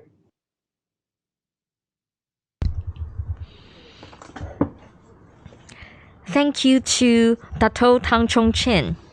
In Taiwan, our speaker from Epson showed us a lot of printing technologies which are mature and have been adopted by the world. I would like to give the floor to Mr. David Wang, please. Ladies and gentlemen, my dear predecessors, good afternoon. I would like to thank TTRI for inviting me to this panel discussion. Textile is such a large industry with lots of complicated machines when it comes to digital printing. So, well, that's only my area, so I can only tell you something about this area. Well, we have talked about some issues in Malaysia, like the shortage of labor and the carbon reduction around the world. When it comes to digital printing, many of our customers face similar issues. Especially in Taiwan, we do lack the experts for traditional dyeing. And young people are not willing to learn these traditional labor-intensive or high-pollution industries. Some of our clients, as mentioned, like Wuhong, they're also our clients, and there are some other companies that are our clients, and they're also using the digital solutions for digital printing. If we compare the situation in Taiwan and Malaysia, we do see the difference. So in terms of the use of labor, digital printing definitely needs fewer people. But actually, it requires the collaboration with designers or the salespeople to receive orders. One of our clients in the past heavily relied on foreign workers. For one machine, they will need a lot of foreign workers, but now they only need one designer to receive the order and also one person on site to operate.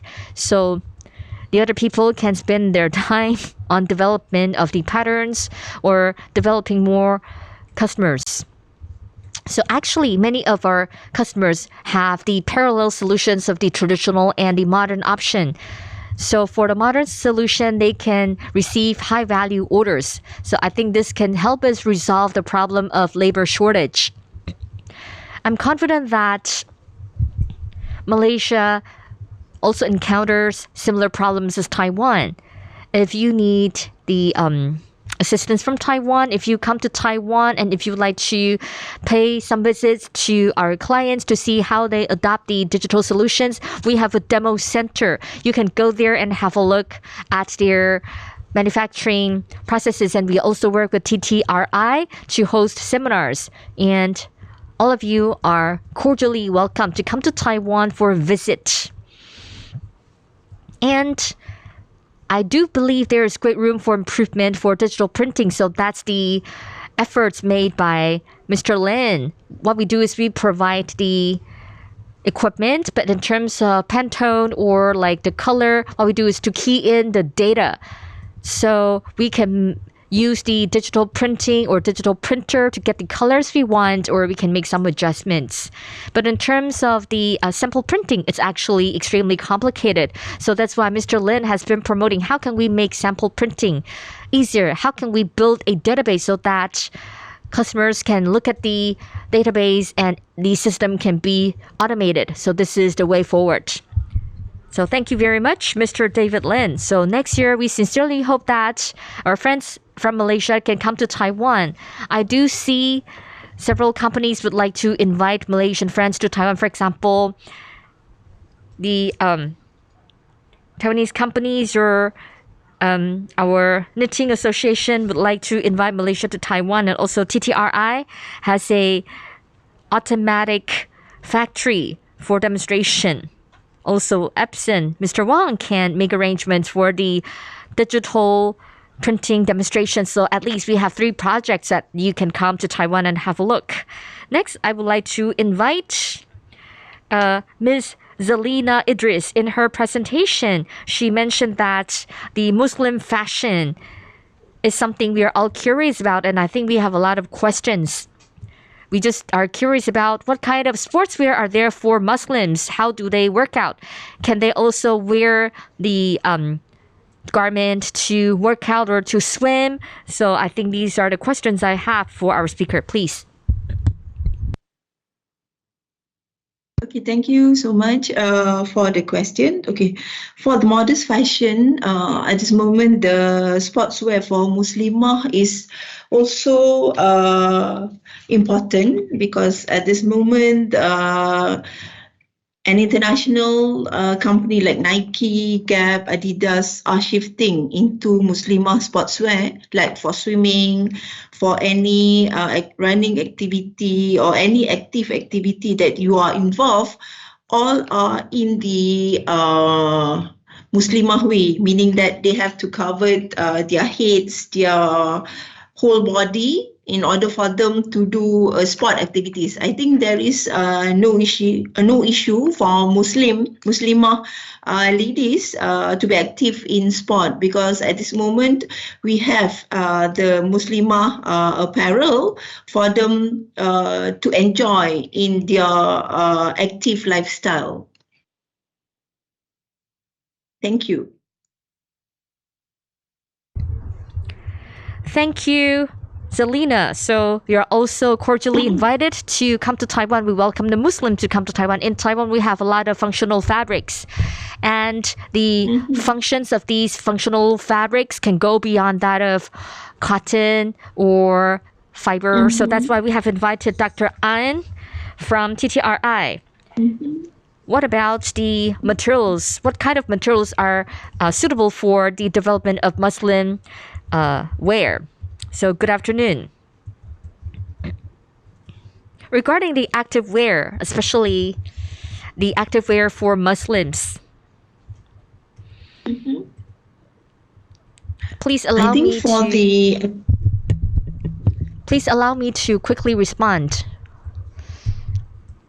For example, in terms of the religious practice, the whole body of Muslims have to be covered. So it has to have good cover. So by choosing the right fiber or by means of our craftsmanship, I think we can still respond to climate change. We can still provide great comfort to the customers. For example, like in Taiwan, in summertime, even the convenience stores will sell the cool garments. The way we conduct the cool fit, actually there are several methods to do that. We can put the special materials or ingredients, or we can use the chemical methods. We can use the polymer. We can change the polymer so that it can easily absorb and also get rid of the heat. Also, if it's colder, we have a new material with the joint efforts. I think we use the graphene antibacterial fiber. This is a new material. So I think if you want to have more flexibility and more covering for the Muslim population because you need to have greater comfort, I think Taiwan actually has good ingredients. We need to make the fabric functional. So in terms of the material itself, we can see that how we can start from spinning, or we can use the structure of the plant that we get for the fiber. And I think all these are great ways for us to start. So I think for all of these sports brands, definitely they need to respond to the global demand of different cultures, customs, or demands. So artificial fiber has been a very important product for Taiwan's export, and it's a strong suit for our textile industry. And definitely we will follow the trend of the international community, and we will definitely try to cater to the needs of our consumers. And we hope that, well, we have so many people in the textile fields. Also, our friends from Malaysia mentioned that after the pandemic, we definitely need to step up our bilateral cooperation so that we can grow together. So thank you very much. Thank you, Dr. An. Actually, the designer of muslin wear will know how to have the right design. Taiwan has good functional fabrics. So if we can work with the Muslim designers, then definitely we can develop the functional as well as the fashionable garments for the Muslim population. We sincerely hope that the Muslim designers can come to Taiwan next year. You're welcome to come to Taiwan for a visit. And now I would like to give the floor to Mr. Siu Han Chong, Deputy President of MTMA. So Deputy President Siu, could you please tell us the opportunities for Taiwan and Malaysia? Where will the opportunities be? What kind of adjustments should be adopted, please? Thank you. Can you hear? Hello? Yeah, thank you. Ladies and gentlemen, good afternoon. Actually, and you look at Malaysia, the retail market worldwide. In fact, Europe and US have a great impact, and in their business, it's actually going down. Whereas you look at Asia, except Japan, retail business is still maintaining, and among the ASEAN plus 3 countries, I think Malaysia performing is the best. And for this pandemic, I think in Malaysia, one of the very fast development is actually the online business, the e-commerce, especially in the Muslim clothing, and there is a tremendous growth. But if we look at the Malaysia market, in fact, the smaller productions and the quick response become a very important factors. So the success factor basically will be on the material supply because of the minimum quantity and quick turnaround. So I think just now the digital solution probably is one of the key factors actually can sort of fulfill this kind of requirement. If digital printing can cover the fabrics rather than the printed fabrics, and it will be another what we call a new development for the industry. And so on the design part, I think there is a tremendous potential in the sportswear, because currently the Muslim wear is mostly on casual wear. I think very limited on sportswear. So functional fabrics probably is a good solution, because Muslim, they have to cover the whole body, and this what we call this comfort in terms of sportswear is a very critical area. Thank you very much.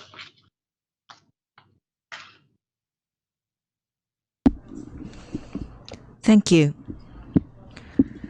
From the previous presentations, we heard a lot of presentations about the net zero, and we heard one question from Peter Len and asking whether there is a software package to achieve net zero, and we will address this question to Ms. Li Ruohua, please.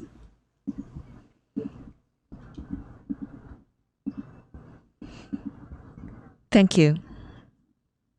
For net zero topic, we'll follow the international standards. ISO 14064, which is the factory's carbon inventory, and for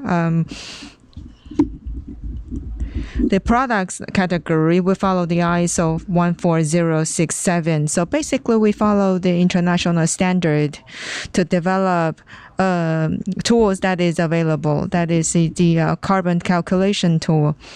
And for Malaysia and Taiwan, in terms of electricity development or application of electricity, is quite different. So, for example, and the electricity factors, and they're quite different in two countries. So in Taiwan, the tools that have been developed in Taiwan, if we want to apply to ASEAN countries, we need to adjust the factors, and this is something that need to be continuous discussion. So if we need to use this kind of tool to facilitate Malaysian or other ASEAN countries to calculate their carbon emissions, we can continue to exchange our views and to do further adjustment. Thank you.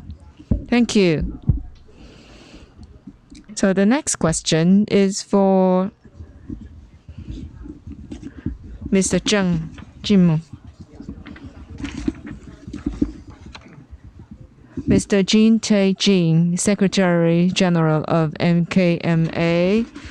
And we know MKMA signed an MOU with Fongjia University. Are there any opportunities for MKMA and to collaborate with Fongjia University? Are there any technologies that can be further collaborated, either through the alumni from Fongjia University or between Fongjia University and TTRI? Please, I'll give the time to Jim.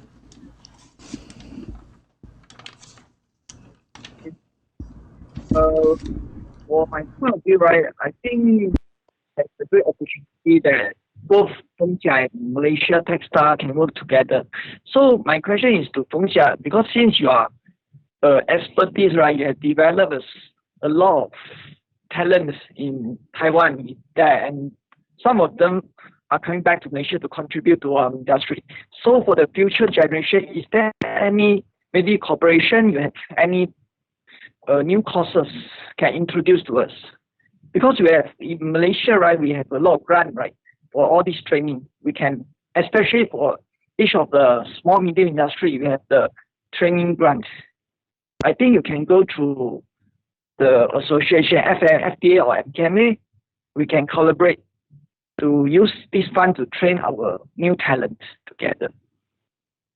The grant is normally like HRDF, which is I think is 0.1% of our salary, right? Local salary contribute the grant to use for training their employer knowledge.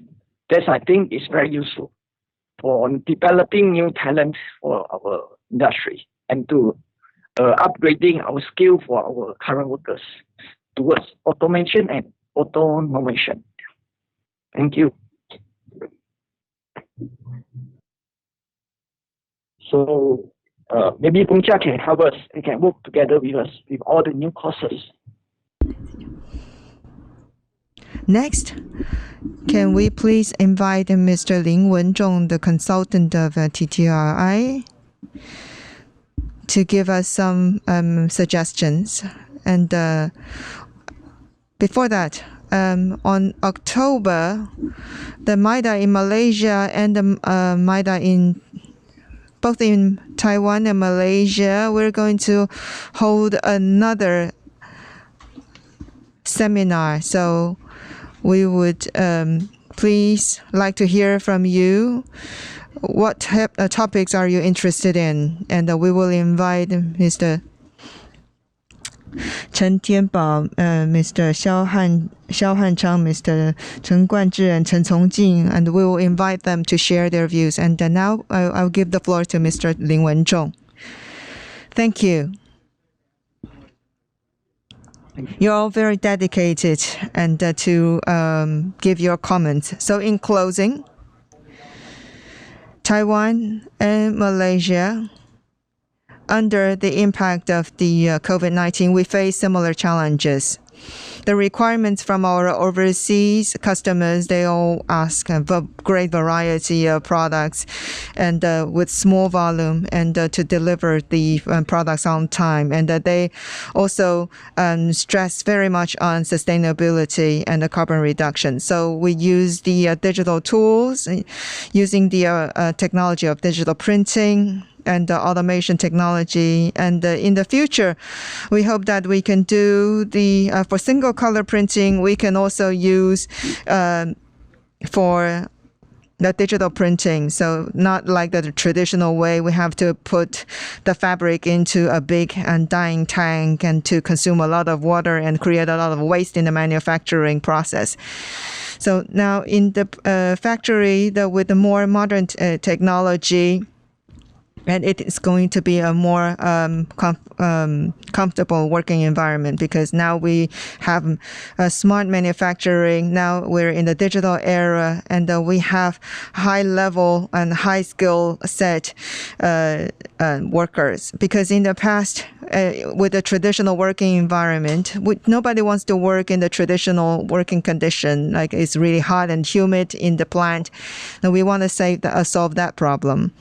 And we also mentioned about the fashion, Muslim fashion. According to our experience, when I went to Arabia, and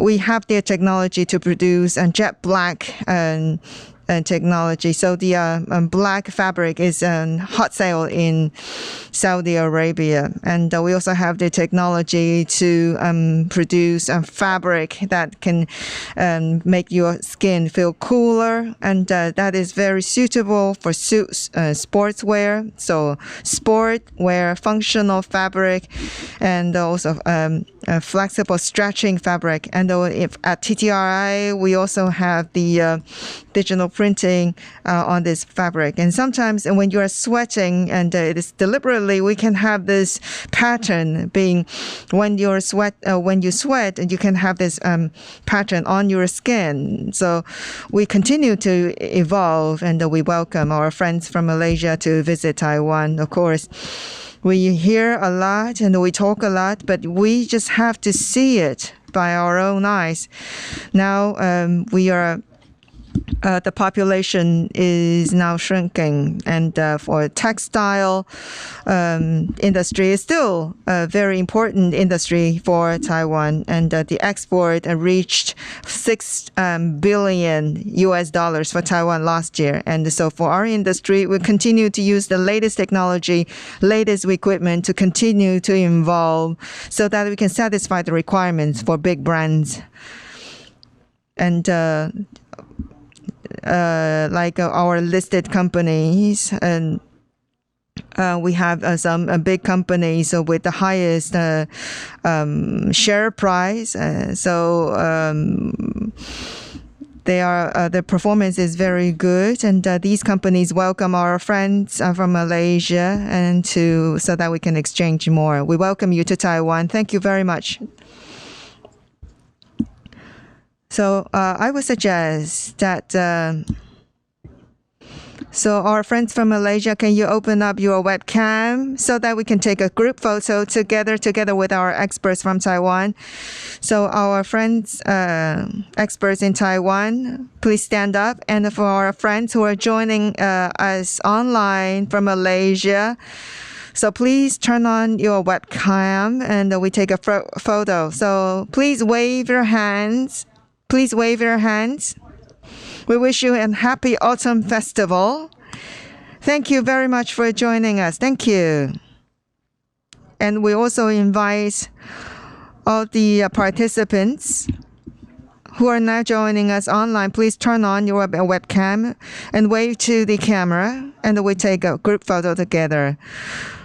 Thank you very much for joining us at the Malaysia-Taiwan Industrial Collaboration Summit on Textile. I believe that by hearing the experts' presentation and the panel discussion, I'm sure that you feel very rewarding. And for this summit, in the past 5 years, we already established the basis for mutual collaboration and communication. Now, the border restriction is gradually being relaxed, and we hope that everything can come back to normal.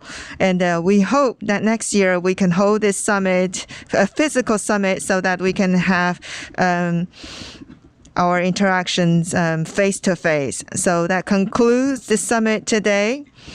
However, the platform was still open, so you're more than welcome to visit our booths online, and we wish you a happy autumn festival. Thank you. Thank you very much. Thank you. Thank you very much for joining us. Bye-bye. Yeah. Bye. Happy autumn festival. Thank you.